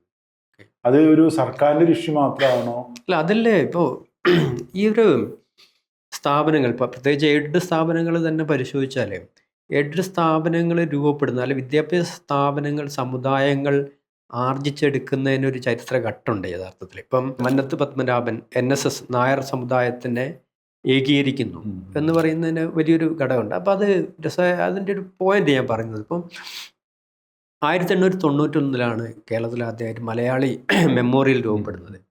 മലയാളി മെമ്മോറിയൽ രൂപപ്പെടാനുള്ള കാര്യം എന്ന് പറയുന്നത് അന്നത്തെ കേരളത്തിലെ സർക്കാർ പറയുന്ന രാജ്യസഭയിൽ തിരുവിതാംകൂറിലെ സർക്കാർ ജോലികളിൽ ഭൂരിപക്ഷവും തെലുങ്കിൽ തമിഴ് ബ്രാഹ്മണരായിരുന്നു. ഇവിടുത്തെ തദ്ദേശീയരായ നായന്മാർക്ക് അവിടെ പ്രാതിനിധ്യമില്ല. ഇതിനെതിരെയാണ് അവർ സമരം കൊണ്ടുവരുന്നത്. അത് തന്നെ ആ കാലത്ത് 1888 വന്നിട്ടുള്ള ഒരു സെൻസസ്, അത് ജാതി സെൻസസ് ആണ്. ആ റിപ്പോർട്ടിനെ ബേസ് ചെയ്തിട്ടാണ് അവരുടെ പ്രാതിനിധ്യ ഇല്ലായ്മ അവർ തിരിച്ചറിയുന്നത്. അപ്പോൾ ആ തലമുറ, 1ാം തലമുറ, നായർ വിഭാഗത്തിലെ 1ാം തലമുറയാണ് അത് ചെയ്യുന്നത്. പക്ഷെ ആ തലമുറ എന്ന് പറയുന്നത് 1868 മറ്റോ ആണ് ഈ മലയാളി മെമ്മോറിയൽ കൊടുക്കാൻ കാരണമായിട്ടുള്ള ഒരു സമിതി ഉണ്ടായിരുന്നത്. മലയാളി സഭ എന്നാണ് പേര്. മലയാളി സഭ എന്ന് പറഞ്ഞാൽ ആദ്യത്തെ നായർ സമുദായത്തിലെ ഡിഗ്രി ഹോൾഡേഴ്സിൻ്റെ ഒരു ഗ്രൂപ്പാണ്. അവരെന്ത് ചെയ്തെന്ന് വെച്ചാൽ അവരുടെ കീഴിൽ അന്ന് 14 സ്കൂളുകളുണ്ട്. അപ്പോൾ ആ രീതിയിൽ വളരെ വെൽ ഓർഗനൈസ്ഡ് ആയിട്ടുള്ള, വെൽ സെറ്റിൽഡ് ആയിട്ടുള്ള കുറച്ച് സമുദായ പ്രമാണിമാരുടെ നേതൃത്വത്തിലാണ് ആ സാധനം വരുന്നത്. കാരണം അസറ്റ് ഉണ്ട്, അവർക്ക് ലാൻഡ് ഉണ്ട്, അതുപോലുള്ള സ്ഥാപനങ്ങൾ ഉള്ളൊരു വിഭാഗമാണ് എന്ത് ചെയ്യുന്നത്. ആദ്യമായിട്ട് കേരളത്തിനകത്ത് വലിയൊരു മലയാളി മെമ്മോറിയൽ എന്ന് പറയുന്ന വലിയൊരു പ്രക്ഷോഭം ആരംഭിക്കുന്നത്, പ്രാതിനിധ്യത്തിന് വേണ്ടിയിട്ടുള്ള ആദ്യത്തെ പ്രക്ഷോഭം ആരംഭിക്കുന്നത്. അപ്പോൾ അത് പ്രധാനപ്പെട്ടൊരു കാര്യം. അത് കഴിഞ്ഞിട്ട് ഈഴവ കമ്മ്യൂണിറ്റി അടക്കമുള്ള വിഭാഗങ്ങൾക്ക് പ്രാതിനിധ്യം ഇല്ലാത്തതുകൊണ്ടാണ് ഈഴവ മെമ്മോറിയൽ വരുന്നത്. അതിന് ശേഷം ഈഴവ മെമ്മോറിയൽ വന്നെങ്കിൽ പോലും ഈഴവ വിഭാഗങ്ങൾക്ക് അധികം പ്രാതിനിധ്യം കിട്ടിയില്ല. 1932 പിന്നീട് വരുന്ന നായർ ഈഴവ ക്രിസ്ത്യൻ വിഭാഗങ്ങളുടെ നിവർത്തന പ്രക്ഷോഭം വരുമ്പോഴേക്കും എന്ത് ചെയ്യുന്നുണ്ട്, നായർ കമ്മ്യൂണിറ്റിയെ സംബന്ധിച്ചിടത്തോളം അവർ സർക്കാർ സർവീസ് നല്ലൊരു പങ്കാളിത്തം ഏറ്റെടുക്കുന്നുണ്ട്. അവർ വലിയ രീതിയിലുള്ള പ്രാതിനിധ്യത്തിനകത്തേക്ക് വന്നു. ഈ തമിഴ് തെലുങ്ക് ബ്രാഹ്മണർ മുഴുവൻ അവിടെ നിന്ന് പോവുകയും ഇവിടെ അപ്രമാദിത്വം വരികയും ചെയ്യുന്നു. ഈ കോണ്ടക്സ്റ്റിലാണ് നിവർത്തന പ്രക്ഷോഭം വരുന്നത്. നിവർത്തന പ്രക്ഷോഭം കഴിഞ്ഞിട്ടാണ് എന്ത് ചെയ്യുന്നത്, ഈ വിഭാഗങ്ങളെ സംബന്ധിച്ചിടത്തോളം പ്രാതിനിധ്യത്തിൻ്റെ പ്രശ്നം വരുന്നത്. അപ്പം ഈ നിവർത്തന പ്രക്ഷോഭത്തിനകത്ത് പൽപ്പു ഇവർ എഴുതിയുണ്ടാക്കി അതിനകത്ത് പറയുന്നത്, ഞങ്ങളിൽ നല്ല വിദ്യാഭ്യാസവും യോഗ്യതയുമുള്ള ആൾക്കാരുണ്ടായിട്ടും അവരെ ആരെയും ഇവിടെ ഒന്നും എന്ത് ചെയ്യുന്നില്ല, നിയമിക്കുന്നില്ല എന്നുള്ളതാണ് ഒരു കാര്യം പറയുന്നത്. മാത്രമല്ല അവർക്ക് പഠിക്കാൻ പറ്റിയ രീതിയിൽ സ്കൂളുകളില്ല എന്ന് പറയുന്നു. അപ്പോൾ ഈ ഒരു പരിമിതി തിരിച്ചറിയുന്നൊരു വിഭാഗമാണ് എന്ത് ചെയ്യുന്നത്, നിവർത്തന പ്രക്ഷോഭം എന്ന് പറയുന്ന കേരള രാഷ്ട്രീയത്തിനെ തന്നെ പുതിയൊരു ചലനശേഷി കൈവരിക്കാനുള്ള ശ്രമം നടത്തുന്നത്. അപ്പോൾ ഈ കാലത്ത് തന്നെയാണ് പൽപ്പുവിനെ പോലുള്ള ആൾക്കാർക്ക് എന്ത് ചെയ്യുന്നു, ഇവിടെ ജോലി കിട്ടാതെ അദ്ദേഹം ബാംഗ്ലൂരിലൊക്കെ പോയി കർണാടകയിൽ പോയി ജോലി സംഘടിപ്പിക്കേണ്ടി വരുന്നു. ആ കോണ്ടക്സ്റ്റിലാണ് അവരെന്ത് ചെയ്യുന്നത്, വിദ്യാഭ്യാസ സ്ഥാപനങ്ങൾ ആരംഭിക്കുന്നതിനെ കുറിച്ച് ആലോചിക്കുന്നത്. അപ്പം ചരിത്രപരമായ സമുദായ രൂപീകരണത്തിൽ തന്നെ വലിയ പ്രാധാന്യവും കൂടി ഉണ്ടായിരുന്നൊരു കാലഘട്ടമാണ് അത്. പക്ഷെ അയ്യങ്കാളിയുടെ നേതൃത്വത്തിൽ വന്ന ദളിത് വിഭാഗങ്ങളുടെ ഒരു ആദ്യത്തെ മൂവ്മെന്റ് എന്ന് പറയുന്നത്, അയ്യങ്കാളി ജീവിച്ചിരിക്കുമ്പോൾ തന്നെ ഏതാണ്ട് അതിൻ്റെ ഒരു വലിയൊരു പ്രക്ഷോഭങ്ങളൊക്കെ കെട്ടടങ്ങി പോകുന്നുണ്ട്. പിന്നീട് ഇടതുപക്ഷം വരികയും അപ്പം ഇടതുപക്ഷം അവർക്ക് വലിയ പ്രതീക്ഷയാണ് നൽകിയത്. അപ്പം നിങ്ങളുടെയൊക്കെ ഭൂമി ഗവൺമെൻറ് ഭൂമി അല്ലെങ്കിൽ ഭൂമി എല്ലാം നിങ്ങളുടേതാവുന്നൊരു കാലഘട്ടം ഉണ്ടാവും, അല്ലെങ്കിൽ നിങ്ങളൊക്കെ സ്വപ്ന തുല്യമായ ഒരു പ്രതീക്ഷ ഇതിനകത്തേക്ക് വികസിക്കും എന്ന് പറയുന്നൊരു കമ്മ്യൂണിസ്റ്റ് പാർട്ടിയുടെ വരവൊക്കെ ആ കാലഘട്ടത്തിനാണുള്ളത്. അപ്പം സമുദായ പ്രവർത്തനം ആ രീതിയിൽ അയ്യങ്കാളിയിൽ ഒതുങ്ങുകയും പിന്നീട് രാഷ്ട്രീയമായിട്ടാണ് എന്ത് ചെയ്യുന്നത്, ഇവരെ സംഘടിപ്പിക്കുന്നത്. ഇടതുപക്ഷത്തിന്റെ കീഴിലേക്ക് പോകുന്ന അതിലേക്ക് ലയിച്ചു പോകുന്ന ഒരു സമുദായമായിട്ടാണ് അവിടെ രൂപം. അതുകൊണ്ട് തന്നെ അങ്ങനെ ഒരു വിദ്യാഭ്യാസ സ്ഥാപനങ്ങൾ ആരംഭിക്കണം അങ്ങനെ തോന്നൽ സാമുദായികമായി രൂപപ്പെടാതെ പോയി. പ്രജാസഭയുടെ കാലത്ത് 10 സ്കൂൾ നടത്തിയിരുന്ന സമുദായങ്ങൾക്ക് ജനകീയ ഭരണം വന്നപ്പോ സ്കൂളുകളില്ല. ആകെ കൂടി ആവശ്യം എന്ന് പറയുന്നത് സ്കൂളുകളിൽ സംവരണം എന്നുള്ള ആവശ്യം മാത്രമായിട്ട് ചുരുങ്ങാണ്. പക്ഷെ വേറൊരു തമാശ എന്താണെന്ന് വെച്ചാൽ ഇപ്പോഴും കേരളത്തിലെ പ്രധാനപ്പെട്ട എല്ലാ സമുദായങ്ങളും സംവരണം എല്ലാം ആവശ്യപ്പെടും. അവരാവശ്യപ്പെടുന്നത് ഇപ്പോഴും സ്കൂളാണ്. കാരണം എന്താ വെച്ചാൽ അവർക്ക് സ്കൂൾ വേണം. ഞങ്ങൾക്ക് വെള്ളാപ്പള്ളി നടേശന്റെ പ്രധാനപ്പെട്ട ആവശ്യം എന്താ വെച്ചാൽ ഞങ്ങൾക്ക് കോളേജ് അനുവദിച്ചില്ല എന്നുള്ള, ക്രൈസ്തവ മാനേജ്മെന്റിന്റെ പ്രശ്നം കോളേജ് അനുവദിച്ചില്ല എന്നുള്ള. അപ്പൊ ശരിക്കും പറഞ്ഞു കഴിഞ്ഞാൽ ഒരു വിഭാഗം അപ്പൊ നമുക്കിങ്ങനെ മനസ്സിലാക്കാൻ പറ്റുമെന്ന് തോന്നുന്നു. അത് നമ്മളുടെ ഫ്യൂഡൽ കാലഘട്ടത്തിൽ പോലും ഒരു സമുദായം എന്ന് പറഞ്ഞാൽ യുക്തിയുടെ ഭാഗത്ത് നിന്നുകൊണ്ട് റിയൽ ആയിട്ടുള്ളൊരു ആവശ്യം ഉന്നയിച്ചിരുന്ന സമുദായങ്ങൾക്ക് ജനകീയ ഭരണം വന്ന സമയത്ത് അവർ ഒരു ഉപഭോക്താക്കൾ മാത്രമായിട്ട് ചുരുങ്ങുകയും അതിൻ്റെ ഒരു ബലതന്ത്രത്തിനുള്ളിലായിരിക്കണം ഒരുപക്ഷെ ഈ ഒരു ഇതിലേക്ക് സമുദായമായിട്ട് ആ സമയത്ത് രൂപീകരിക്കപ്പെടാൻ ശേഷിയില്ലാതെ പോയി എന്നുള്ള ആ സമുദായം. അപ്പൊ ആ രീതിയിലേക്ക് ഒരു പ്രതീക്ഷ, എല്ലാവരും മാർക്സിസ്റ്റുകളായി, പിന്നെ ഇടതുപക്ഷമായി. ഇപ്പോൾ നമ്മൾ ഇതിലേക്ക് തിരിച്ചു വന്നു കഴിഞ്ഞാൽ ഇപ്പൊ നിയമപരമായിട്ട് അതായത് ഇന്ത്യൻ നിയമം അനുസരിച്ച് പ്രൈവറ്റ് കോളേജുകൾ, പ്രൈവറ്റ് എയ്ഡഡ് കോളേജുകളിൽ ആർക്കൊക്കെ സംവരണം കൊടുക്കണം, ഏതൊക്കെ വിഭാഗത്തിന് സംവരണം കൊടുക്കണം, അതിൻ്റെ ഒരു നിയമവശം എങ്ങനെയാണ്? ഇപ്പം എയ്ഡഡ് മേഖലയെ സംബന്ധിച്ചിടത്തോളം ഇപ്പം സംവരണം എന്ന് പറയുന്നത് ഇല്ല എന്നുള്ളതാണ്. ഇപ്പം നിയമമുണ്ട്. നിയമം എന്ന് പറഞ്ഞാൽ ഇപ്പോൾ UGCയുടെ നിയമം കോളേജുകളുടെ മാത്രം വരുന്നതാണത്. കോളേജുകളുടെ നിയമനവുമായിട്ട് ബന്ധപ്പെട്ടാണ് UGCയുടെ കാര്യങ്ങൾ വരുന്നത്. അപ്പം UGCയുടെ റൂൾ അനുസരിച്ച് എയ്ഡഡ് ഗ്രാൻഡ് ഇൻ എയ്ഡ് സ്ഥാപനങ്ങൾ റിസർവേഷൻ നടപ്പാക്കാൻ ബാധ്യസ്ഥമാണ്.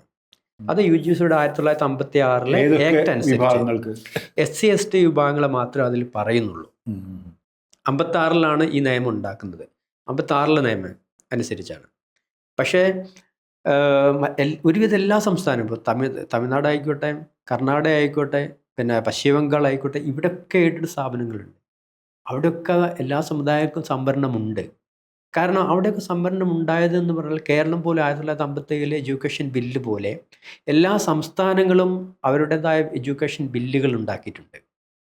ആ ബില്ലുകളിലൊക്കെ ഈ പറയുന്ന സംവരണങ്ങളൊക്കെ ആ കാലഘട്ടത്തിൽ അവർക്ക് ഉൾപ്പെടുത്താൻ കഴിഞ്ഞു. ഇപ്പം നമ്മൾ നോക്കിയപ്പോൾ തെലങ്കാനയും ആന്ധ്രയിലും 2021 എന്ത് ചെയ്യുന്നത്, അവിടെ എയ്ഡഡ് സ്ഥാപനങ്ങളിൽ സംവരണം കൊണ്ടുവരാൻ കഴിഞ്ഞത്. 21 അതിൻ്റെ മുമ്പേ അവിടെ സംവരണമില്ല. അപ്പം തെലങ്കാനയും ആന്ധ്രയും രണ്ടായതോടുകൂടി അവരെന്ത് വെച്ചാൽ അവരൊരു തീരുമാനം എടുക്കുക. 2 സ്റ്റേറ്റിലെയും 2 മിനിസ്റ്റർമാരും വിദ്യാഭ്യാസ മന്ത്രിമാരും മുഖ്യമന്ത്രിമാരും എയ്ഡഡ് സ്ഥാപനങ്ങൾ എന്നിട്ട് എയ്ഡഡ് മാനേജ്മെൻറ്റിൻ്റെ മുമ്പിൽ വെച്ച് അവരുടെ ഡിമാൻഡ് എന്ന് പറയുന്നത്, നിർദ്ദേശം, നിങ്ങൾ ശമ്പളം കൊടുക്കുകയാണെങ്കിൽ നിങ്ങൾ സ്ഥാപനങ്ങൾ നടത്തിക്കൊണ്ടുപോയിക്കും. അതല്ല സർക്കാരാണ് ശമ്പളം നൽകുന്നതെങ്കിൽ അവിടെ സർക്കാരിൻ്റെ മിനിമം ഇതനുസരിച്ച് പോളിസി അനുസരിച്ച് നിയമനം നടത്താൻ നിങ്ങൾ തയ്യാറാണ്. അതായത് ദളിത്, ആദിവാസി, പിന്നോക്ക, മുസ്ലിം എല്ലാ ന്യൂനപക്ഷ വിഭാഗം. അതെ അതെ അതെ. അതായത് സ്റ്റേറ്റിന്റെ സംവരണ പോളിസി ഒക്കെ അനുസരിച്ച് എയ്ഡഡ് സ്ഥാപനങ്ങൾ വേണം അവിടെ നിയമനം നടത്താൻ. 2 ഓപ്ഷനാണ് കൊടുത്തത്. ഒന്ന് നിങ്ങൾക്ക് നടത്താം, സംവരണം കൊടുക്കണം. അതെ അതെ. സർക്കാർ ശമ്പളം തരികയാണെങ്കിൽ എന്ത് ചെയ്യണം, നിങ്ങൾ സർക്കാരിന്റെ പോളിസി അംഗീകരിക്കണം. ഇപ്പൊ കേരളം ഒഴിച്ച് ബാക്കി എല്ലാ സംസ്ഥാനങ്ങളിലും ഇതാണോ സ്ഥിതി? അതെ അതെ. അതാണ് ഏറ്റവും അവസാനമാണ് തെലുങ്ക്. ഇത് 21 2019 ഇവർ ഈ ഒരു ഡിമാൻഡ് അല്ലെങ്കിൽ ഒരു നിർദ്ദേശം ഇവരെ മുമ്പിൽ വെക്കുന്നത്. അപ്പോൾ 19 വെച്ചു. 21 എന്ത് ചെയ്യുന്നു, ഇവർ ഒരു ഇത് കൊണ്ടുവരിക, നിയമം കൊണ്ടുവരിക ചെയ്യുന്നത്. ആ നിയമത്തിനകത്ത് പിന്നെ ഇതുപോലെ അന്നത്തെ എഡ്യൂക്കേഷൻ നിയമം അവിടെയുണ്ട്. ആ എഡ്യൂക്കേഷൻ നിയമത്തിനകത്ത് എയ്ഡഡ് സ്ഥാപനങ്ങൾക്ക് ഫണ്ട് നൽകണമെന്നുള്ളൊരു വ്യവസ്ഥ വരെ അങ്ങ് റദ്ദ് ചെയ്തു. ആദ്യം അതാ ചെയ്തത്.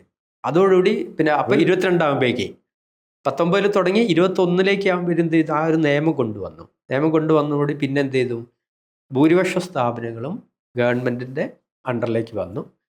ചുരുക്കം ചില വലിയ സ്ഥാപനങ്ങളൊക്കെ എന്ത് ചെയ്തു, സംവരണം നൽകി. Remain unaided. അവർ വലിയ സ്ഥാപനങ്ങളായിരുന്നു, അവർ അൺഎയ്ഡഡ് സ്ഥാപനങ്ങളായി തുടർന്നു. അവർക്ക് വലിയ കുഴപ്പമില്ല. അത് ചുരുക്കി പറഞ്ഞു കഴിഞ്ഞാൽ ജനകീയ കേരളത്തിൽ മാത്രമാണ് ഇത് നടക്കുന്നത്. അതായത് ഒരുതരം സംവരണം കൊടുക്കാത്ത എയ്ഡഡ് സ്ഥാപനങ്ങളല്ല. ഒരു 10 കൊല്ലം നമ്മൾ മുന്നേ പരിശോധിച്ച് നോക്കുകയാണെങ്കിൽ സംവരണം ഒരു വളരെ ജനങ്ങൾക്കിടയിലും ബഹുജനങ്ങൾക്കിടയിലും വിദ്യാർത്ഥികൾക്കിടയിലും വളരെ വൈകാരികമായ ഒരു പ്രശ്നമായിരുന്നു. പക്ഷെ ഇപ്പൊ നോക്കുകയാണെങ്കിൽ കൂടുതൽ സമുദായങ്ങളിലെ യുവാക്കൾ, അവർക്കെതിരെ വലിയ അനീതികൾ നടക്കുന്നുണ്ട്. ഒരുപാട് അനീതികൾ നടക്കുന്നുണ്ട്. ഇപ്പോൾ ഓരോ ദിവസവും കണക്കുകൾ വരികയാണ്. അതായത് ഈ സാമ്പത്തിക സംവരണത്തിന്റെ ഭാഗമായി പുറത്തു പോകുന്ന നഷ്ടങ്ങൾ സഹിക്കേണ്ടി വരുന്ന ദളിത് പിന്നാക്ക വിഭാഗങ്ങൾക്കൊക്കെ ഈ പ്രശ്നങ്ങളുണ്ട്. എന്നിട്ടും ഇതൊരു വൈകാരിക പ്രശ്നമായിട്ട് ഉയർന്നു വരുന്നില്ല. ഞാൻ ഓർക്കുന്നത് എൻ്റെ ചെറുപ്പത്തിൽ ഇതൊരു വൈകാരിക പ്രശ്നം തന്നെയായിരുന്നു. സംവരണത്തിന്റെ ഒരു ഇഷ്യൂ, ഒരു വൈകാരിക ഇഷ്യൂ ആയിട്ട് ആളുകൾ എടുത്തിരുന്നു. അതിന്റെ ഭാഗമായി നിരവധി മൂവ്മെന്റുകൾ കേരളത്തിൽ ഉണ്ടായിട്ടുണ്ട്. പക്ഷെ ഇപ്പൊ നിർഭാഗ്യവശാൽ സംവരണത്തെ കുറിച്ച് സംസാരിക്കുന്ന ഏക വിഭാഗമായിട്ട് ചിലപ്പോൾ ദളിത് വിഭാഗത്തിൽ ചില വിഭാഗം, പിന്നാക്കക്കാരിലെ ചില ബുദ്ധിജീവികൾ, പിന്നെ ഒരു പരിധിവരെ മുസ്ലിം സംഘടനകൾ. സംഘടനയാണ് ആ കാര്യത്തിൽ കുറേ കൂടി പോസിറ്റീവായി മുന്നോട്ട് പോകുന്ന ഒരു വിഭാഗം. അതാണെങ്കിൽ അവരുടെ ആവശ്യമല്ല, ആ സമയം പല ആവശ്യങ്ങളും അത് ദളിതരെയും പിന്നാക്കക്കാരുടെയും ആവശ്യമാണ്. എന്തുകൊണ്ടാണ് ഇതൊരു വൈകാരിക പ്രശ്നം അല്ലാതെ മാറിയത്? ഒന്ന്, സംവരണത്തെക്കുറിച്ച് പറയാമെന്ന് പറയുന്ന ആ നിമിഷം തന്നെ അയാളെ ഒരു അണ്ടർ പ്രിവിലേജ്ഡ് ആയിട്ടുള്ള അവസ്ഥയിലേക്ക് മാറുകയാണ്. ഇപ്പം സംവരണത്തെക്കുറിച്ച് പറയാമെന്ന് പറഞ്ഞാൽ അയാൾ ക്വാളിറ്റി വേണ്ടെന്ന് പറയുന്ന ആളാണ്. അങ്ങനെ തുടങ്ങിയിട്ടുള്ള ചില ആഖ്യാനങ്ങളാണല്ലോ ഈ സമയത്തുള്ളത്. അപ്പോൾ അത് 58 EMSന്റെ കാലഘട്ടത്തിൽ തുടങ്ങിയ ഒരു കാര്യമാണ് കേരളത്തിനകത്ത്. സംവരണം എന്ന് പറയുന്നത്, പിന്നെ സംവരണം പ്രാതിനിധ്യം എന്ന് പറയുന്ന അതിൻ്റെ രാഷ്ട്രീയത്തെ മാറ്റി നിർത്തിയിട്ട് അത് എബിലിറ്റിയുമായിട്ട്, കഴിവുമായിട്ട് ബന്ധപ്പെടുത്തിയാണ് EMSന്റെ കാലം മുതലേ തുടങ്ങിയ ഒരു നരേഷൻ ഉണ്ട് കേരളത്തിനകത്ത്. ഈ നരേഷനാണ് യഥാർത്ഥത്തിൽ എന്ത് ചെയ്യുന്നു, ഒരു കേരളത്തിലെ ഏറ്റവും വലിയ ബുദ്ധിജീവികൾ പോലും, ഇടതുപക്ഷം ആയിക്കോട്ടെ, ഏത് നിലയിലുള്ള ലെഫ്റ്റ് ലിബറൽ ബുദ്ധിജീവി ആയിക്കോട്ടെ, ഇവരൊന്നും സംവരണത്തെക്കുറിച്ച് സംസാരിക്കുന്നതിൻ്റെ അടിസ്ഥാനം എന്ന് പറയുന്നത് സംവരണത്തിൽ തൊട്ട് കഴിഞ്ഞാൽ എന്തോ ഒരു പരിക്ക് പറ്റുമെന്നുള്ളൊരു ബോധത്തിലാണ് അത് വരുന്നത്. പക്ഷേ ദളിതരെ സംബന്ധിച്ചിടത്തോളം, ആദിവാസികളെ സംബന്ധിച്ചിടത്തോളം, പിന്നോക്കരെ സംബന്ധിച്ചിടത്തോളം, ദളിതരെ ആദിവാസികളെ സംബന്ധിച്ചിടത്തോളം പ്രാതിനിധ്യം എന്ന് പറയുന്നത് വളരെ അവരുടെ എന്താണ് നിലനിൽപ്പിൻ്റെ ഏറ്റവും വലിയ വിഷയമാണ്. കാരണം അവരെ സംബന്ധിച്ചിടത്തോളം ലാൻഡ് എന്ന് പറയുന്നത് അവർക്കില്ല. ഭൂപരിഷ്കരണ നിയമം എന്ന് പറയുന്നത് അത് എല്ലാ ജാതികൾക്കും കിട്ടിയിട്ടുണ്ടെങ്കിലും പട്ടികജാതി പട്ടികവർഗ വിഭാഗങ്ങളെ സംബന്ധിച്ചിടത്തോളം അവർക്ക് കുടികിടപ്പ് അവകാശമാണ് കിട്ടിയത്. 10, 5, 3 സെൻറ്റ് മാത്രമാണ്. അവർക്ക് കാർഷിക ഭൂമിയില്ല, എന്താ കൃഷി ചെയ്യാനുള്ള ഓൺ ലാൻഡ് ഇല്ല. അപ്പം അവരെ സംബന്ധിച്ചുള്ള വിദ്യാഭ്യാസം മാത്രമാണ് അവരുടെ വിമോചനത്തിനുള്ള ഒരേ ഒരു ഉപാധി എന്ന് പറയുന്നത്. അപ്പം ആ ഉപാധി വിദ്യാഭ്യാസം ലഭിക്കണമെങ്കിൽ എന്ത് വേണം? സംവരണം വേണം. സംവരണം ഉണ്ടെങ്കിലും വിദ്യാഭ്യാസം കിട്ടുള്ളൂ. അപ്പോൾ വിദ്യാഭ്യാസം കിട്ടിയാൽ തന്നെ തൊഴിൽ വേണമെന്നുണ്ടെങ്കിലും ഈ പറയുന്ന സംവരണം വേണം.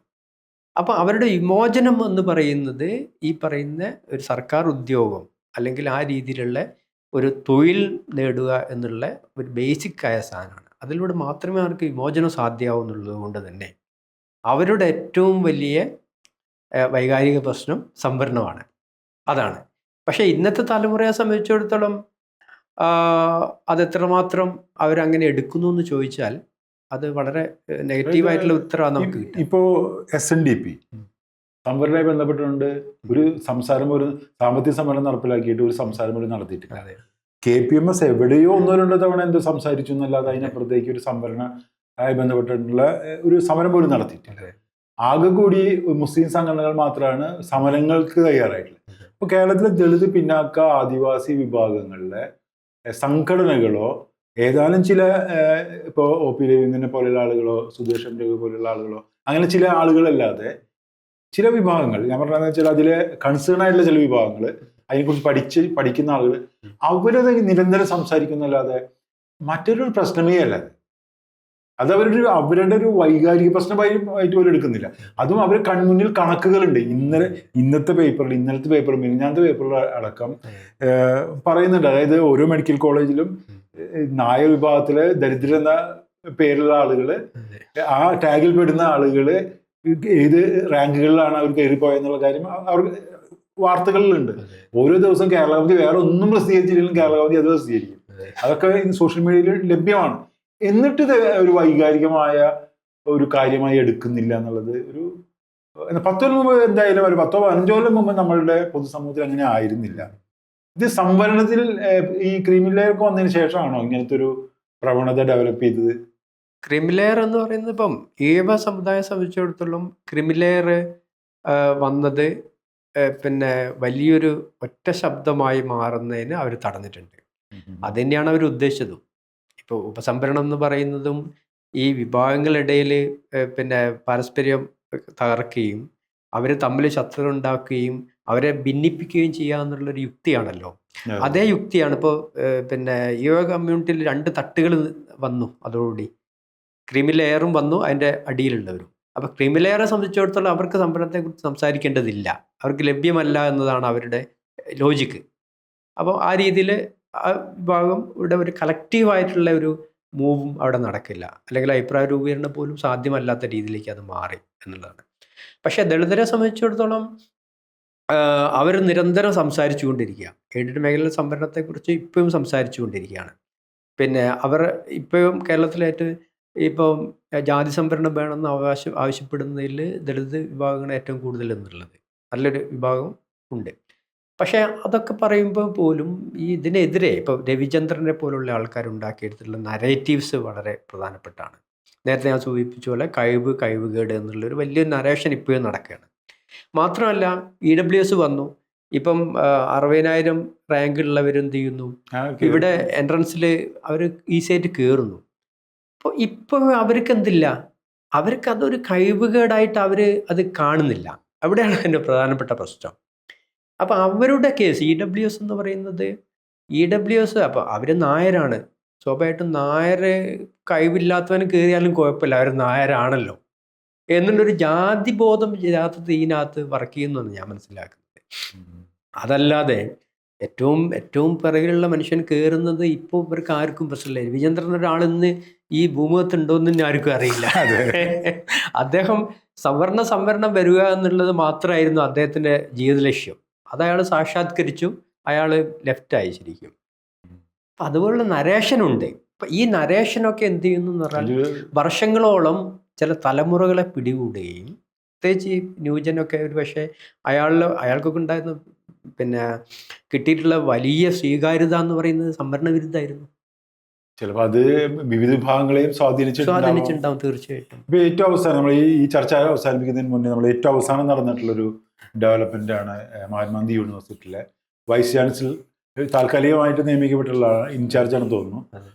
ഒരു ദളിതായിട്ടുള്ള ഒരാളാണ് നിയമിക്കപ്പെട്ടിട്ടുള്ളത്. ഈ നിയമനം ഒരു കൺഫ്യൂഷൻ വേറെ അർത്ഥത്തിൽ ഉണ്ടാക്കുന്നുണ്ട്. യഥാർത്ഥത്തിൽ അദ്ദേഹം ഭാരതീയ വിചാര കേന്ദ്രത്തിന്റെ എറണാകുളത്തെ ഡയറക്ടർമാരുടെ ഒരാളാണ്, പ്രസിഡന്റ് ഒരു ഓഫീസ് ബെയറാണ്. അദ്ദേഹം ഒരു എസ് സി പ്രതിനിധിയായിട്ട് കണക്കാക്കപ്പെടുന്നു. അത് ശശികല ടീച്ചറുടെ ഒരു പോസ്റ്റ് ഉണ്ടായിരുന്നു. അല്ലെങ്കിലും സവർണ മൂരാച്ചികളാണല്ലോ സംഘപരിവാറുകാർ എന്ന് പറഞ്ഞിട്ട് പരിഹസിച്ചിട്ടൊരു പോസ്റ്റ് ഉണ്ട്. കാരണം എന്താ വെച്ചാൽ ഒരു ദളിതനായിട്ടുള്ള ഒരാളെ വൈസ് ചാൻസലറുടെ ഒരു പദവിയിലേക്ക് എത്തിക്കാനായിട്ട് ഹിന്ദുത്വർക്ക് കഴിഞ്ഞുള്ളൂ എന്നുള്ള ഒരു ലോജിക്കാണ്. ഇതിലൊരു കൺഫ്യൂഷൻ ഉണ്ടല്ലോ. അതായത് ഒരേ സമയം ഇവർ തന്നെയാണ് ഇതിന് തടസ്സം നിൽക്കുന്നത്, എന്നാൽ അതേസമയം തന്നെ ചില ഇതിലൂടെ അതൊരു സാധിക്കുന്നു. അപ്പം ഇതിനെങ്ങനെ നമ്മൾ മനസ്സിലാക്കണം? അപ്പം ഇത് എനിക്ക് തൊട്ട് മുമ്പേ കാലിക്കറ്റ് യൂണിവേഴ്സിറ്റിയിലേക്ക് BC പാനലിലുള്ള ആളായിരുന്നു. ഇപ്പം കേന്ദ്ര ഗവേഷണ കേന്ദ്രത്തിൻ്റെ ഒരു ഡോക്ടർ ബാലഗോപാലൻ, അങ്ങനെ പേരെന്നോട് വിട്ടു. ഇപ്പം അദ്ദേഹം ഈ ഇതിലുള്ള ആളായിരുന്നു. അയാൾ കറക്റ്റ് ചാനലിൽ എന്ത് ചെയ്താണ് വന്നയാളാണ്. പക്ഷെ അദ്ദേഹത്തിനെതിരെ വന്ന് വലിയ സംഭവം എന്ന് പറഞ്ഞാൽ അയാൾ BJPയുടെ നോമിനിയാണെന്നുള്ളൊരു പ്രചരണമാണെന്ന് ഇടതുപക്ഷ വിങ്ങുന്ന് ഉണ്ടായി വന്നത്. അങ്ങനെ അദ്ദേഹം പോവുക ചെയ്തത്. അപ്പം അതിൽ നിന്ന് ആര് വന്നായി ഇപ്പം ദളിത് ഇപ്പം ഏത് വിഭാഗത്തിൽ നിന്ന് ആൾക്കാർ വന്നു കഴിഞ്ഞാലും അവർക്കെതിരെ ഇപ്പം ഈ ഒരു പ്രചരണം വരെ അദ്ദേഹം യഥാർത്ഥത്തിൽ ആരാണ്, എന്താണ്, അയാളൊരു വലിയൊരു ഗവേഷകനാണ്, ഗവേഷണ സ്ഥാപനത്തിലെ മേധാവിയാണ്, അയാൾ ക്വാളിഫൈഡ് ആണ്, പിന്നെ അയാൾ പേപ്പേഴ്സ് ഉണ്ട്, 10 വർഷം ആൾ പ്രൊഫസറായിരുന്ന ആളാണ്. അങ്ങനെയാണല്ലോ ഏബിളായിട്ടുള്ള ഓരോരോ ആളും ഓരോ സ്ഥാപനത്തിലേക്ക് വരുന്നത്. അപ്പോൾ നോർമൽ ചാനലിലൂടെ തന്നെ അദ്ദേഹം ആ ലിസ്റ്റിൽ വരികയും ഒക്കെ ചെയ്ത്, പക്ഷെ അയാൾ ഒഴിവാക്കാൻ വേണ്ടി അന്ന് പ്രചരിപ്പിച്ചത് ഈ ഇടതുപക്ഷ ചാനലിലൂടെ വന്ന പ്രക്ഷേപണം എന്ന് പറയുന്നത് അദ്ദേഹം BJPയുടെ നോമിനിയാണെന്നുള്ളതാണ്. അപ്പം നേരെ തിരിച്ചും അതായത് അപ്പോൾ പലപ്പോഴും പല ആളുകളും പല ചാനലുകൾ വന്ന ആളുകളും ഇതേപോലെ BJP താല്പര്യമുള്ള ആൾക്കാർ ഇവരുടെ ചാനലിലൂടെ കയറി പോയിട്ടുണ്ട്. പക്ഷെ ദളിത് വിഭാഗത്തിൽപ്പെടുന്ന ആളുകൾ ഒരു ഇതിലേക്ക് കടന്നു വരുമ്പോൾ അത് മാത്രം ഹൈലൈറ്റ് ചെയ്യപ്പെടുന്ന ഒരു പ്രശ്നം കൂടി അതിൻ്റെ ഒപ്പം. അവർക്കത് ബന്ധങ്ങൾ ഉണ്ടാവാം, പക്ഷെ അതിന് ഹൈലൈറ്റ് കിട്ടുന്നത് അവർ ദളിത് വിഭാഗത്തിൽപ്പെട്ട ആളുകൾ ആകുമ്പോഴാണെന്ന് തോന്നുന്നു. അല്ലെങ്കിൽ ഇതേപോലെ ഇപ്പൊ ഈ അടുത്തും ഉണ്ടായിട്ടുണ്ട്. ഇപ്പോൾ ഈ നമ്മളുടെ സുകുമാരൻ നായരെ മന്ത്രി തുളസി സന്ദർശിച്ചിരുന്നു. പക്ഷെ ബിന്ദുകൃഷ്ണ വെള്ളപ്പള്ളി നടേശനെ കാണാൻ പോയതാണ് വലിയ വിഷയമായി മാറിയത്. അപ്പൊ എനിക്ക് തോന്നുന്നത് ഒരുപക്ഷെ ഇത്തരം മനഃശാസ്ത്രം കൂടി ഇത്തരം കാര്യങ്ങൾ ഉണ്ടായിട്ടുണ്ടാവും അല്ലേ? അത് ഇത്തരം കാര്യങ്ങൾ അതേ സ്ഥാനത്ത് ഇതേപോലെ തന്നെയായിരുന്നു. ഇപ്പം കുസാറ്റിലെ ഹിന്ദി ഡിപ്പാർട്ട്മെന്റിലൊരു അധ്യാപകനായിരുന്നു. അവിടെ താൽക്കാലിക BC ചുമതല തന്നെ അദ്ദേഹത്തിന് കിട്ടിയത്. 6 മാസമോ മറ്റോ ആൾ 1 വർഷമോ മറ്റോ ആൾ BC ആയിട്ടുണ്ടായിരുന്നു. അപ്പോൾ അദ്ദേഹം BC ആയിരുന്ന സമയത്ത് പല പണികളും അദ്ദേഹം കൊണ്ട് ചെയ്യിപ്പിച്ചു. അവിടുത്തെ ഇടതുപക്ഷ അനുകൂല പിന്നെ ആൾക്കാർ ഒരുപാട് പേരെ ലാസ്റ്റ് ഗ്രേഡിൽ നിയമിച്ചു. മാത്രമല്ല പിന്നീട് VC ആയ ആളെ അദ്ദേഹം പ്രൊഫസറാണെങ്കിൽ ഇവിടെ കേരളത്തിൽ 10 വർഷം വർക്ക് ചെയ്യണം, അങ്ങനെയാണ്. അപ്പോൾ അതേ സ്ഥാനത്ത് ആ സമയത്ത് പിന്നീട് VC ആയ ആൾ കേരളത്തിൽ 10 വർഷമല്ല, അദ്ദേഹം പുറത്ത് കുറച്ചു കാലം ഗവേഷണ ഗൈഡായിട്ടോ അങ്ങനെ എന്തോ വർക്ക് ചെയ്തിട്ടുണ്ടായിരുന്നു. പക്ഷേ നോർമലി അത് ഇവിടെ കൗണ്ട് ചെയ്യാൻ പാടില്ല. അങ്ങനെ 2 പ്രാവശ്യം മുൻ VCൻ്റെ അടുത്ത് ഇദ്ദേഹം ഇതേ കാര്യത്തിന് വേണ്ടി പോയതാണ്. പക്ഷേ ആ 2 പ്രാവശ്യവും ആ VC എന്ത് ചെയ്ത് അംഗീകരിച്ചില്ല. പക്ഷേ ഇദ്ദേഹം VC ആയി, ഈ താൽക്കാലിക VC പട്ടികജാതിക്കാരനായിട്ടുള്ള ഇദ്ദേഹം താൽക്കാലിക VC ആയിരുന്ന സമയത്ത് ഇദ്ദേഹം എന്ത് ചെയ്യുന്നു, ഇദ്ദേഹത്തിൻ്റെ അടുത്ത് പോകുന്നു. അദ്ദേഹം എന്ത് ചെയ്യുന്നു, ആ VC ഈ കാര്യങ്ങളൊക്കെ റെഡിയാക്കി കൊടുക്കുന്നു. സർട്ടിഫിക്കറ്റ് റെഡിയാക്കി 10 വർഷത്തെ പിന്നെ എന്താണ് പ്രൊഫസർഷിപ്പിന് വേണ്ടിയിട്ട് എല്ലാ കാര്യങ്ങളും ഇദ്ദേഹം റെഡിയാക്കി കൊടുക്കുന്നു. അത് കഴിഞ്ഞു പിന്നെ അടുത്ത VC ആയിട്ട് വരുന്നത് ഈ പറഞ്ഞ ആളാണ്. അപ്പം ആ രീതിയിൽ പിന്നെ തൻ്റെ പാർട്ടിയുടെ അല്ലെങ്കിൽ ഇടതുപക്ഷ സംഘടനയുടെ താല്പര്യങ്ങൾ സംരക്ഷിക്കാൻ വേണ്ടി നിർത്തുന്ന ആൾക്കാർ. അങ്ങനെയുണ്ട് വി സി എന്ന് പറയുന്നത്. അപ്പം അതാണ് അതിനുവേണ്ടി അദ്ദേഹത്തിന് ഉപയോഗിച്ചത്. ശശികുമാർ എന്ന മറ്റോ ശശികുമാർ ആയിരുന്നു അന്നത്തെ വി സി കുസാറ്റ്. ഇൻചാർജ് ആയിരുന്ന ആള്. അതെ അതെ. അദ്ദേഹത്തിന് പിന്നെ എടുത്തു കളഞ്ഞു. പിന്നെ ഇദ്ദേഹം തന്നെ ചെയ്തു കൊടുത്ത ഒരാളാണ് പിന്നീട് അടുത്ത് വി സി ആയിട്ട്. ശരിക്കും പറഞ്ഞു കഴിഞ്ഞാൽ ഈ സംവരണം അതുപോലെ തന്നെ വിവിധ സമുദായങ്ങളൊക്കെ ഇടപെടുന്ന സമയത്ത് അതിന്റെ ബലതന്ത്രങ്ങൾ വളരെ കോംപ്ലക്സ് ആണെന്ന് എനിക്ക് തോന്നുന്നത്. മനസ്സിലാക്കുന്നതിൽ അതെ അതെ. അപ്പോൾ ഇത്തരം കാര്യങ്ങൾ പങ്കുവെച്ചു. ഇനിയും ഈ മേഖലയിൽ സർക്കാർ സംവിധാനത്തിൻ്റെ ഉള്ളിൽ തന്നെ എങ്ങനെയാണ് സംവരണം അട്ടിമറിക്കപ്പെടുന്നത്, അതിൻ്റെ പ്രശ്നങ്ങൾ കുറേ ഉണ്ട്. പിന്നെ തുടങ്ങിയ കാര്യങ്ങൾക്ക് അടുത്ത ഒരു ഘട്ടത്തിൽ നമുക്ക് ആ ഒരു ചർച്ചയിലേക്ക് പോകാമെന്ന്. എന്തായാലും ഇത്തരം കാര്യങ്ങൾ പങ്കുവെച്ചതിൽ സന്തോഷം.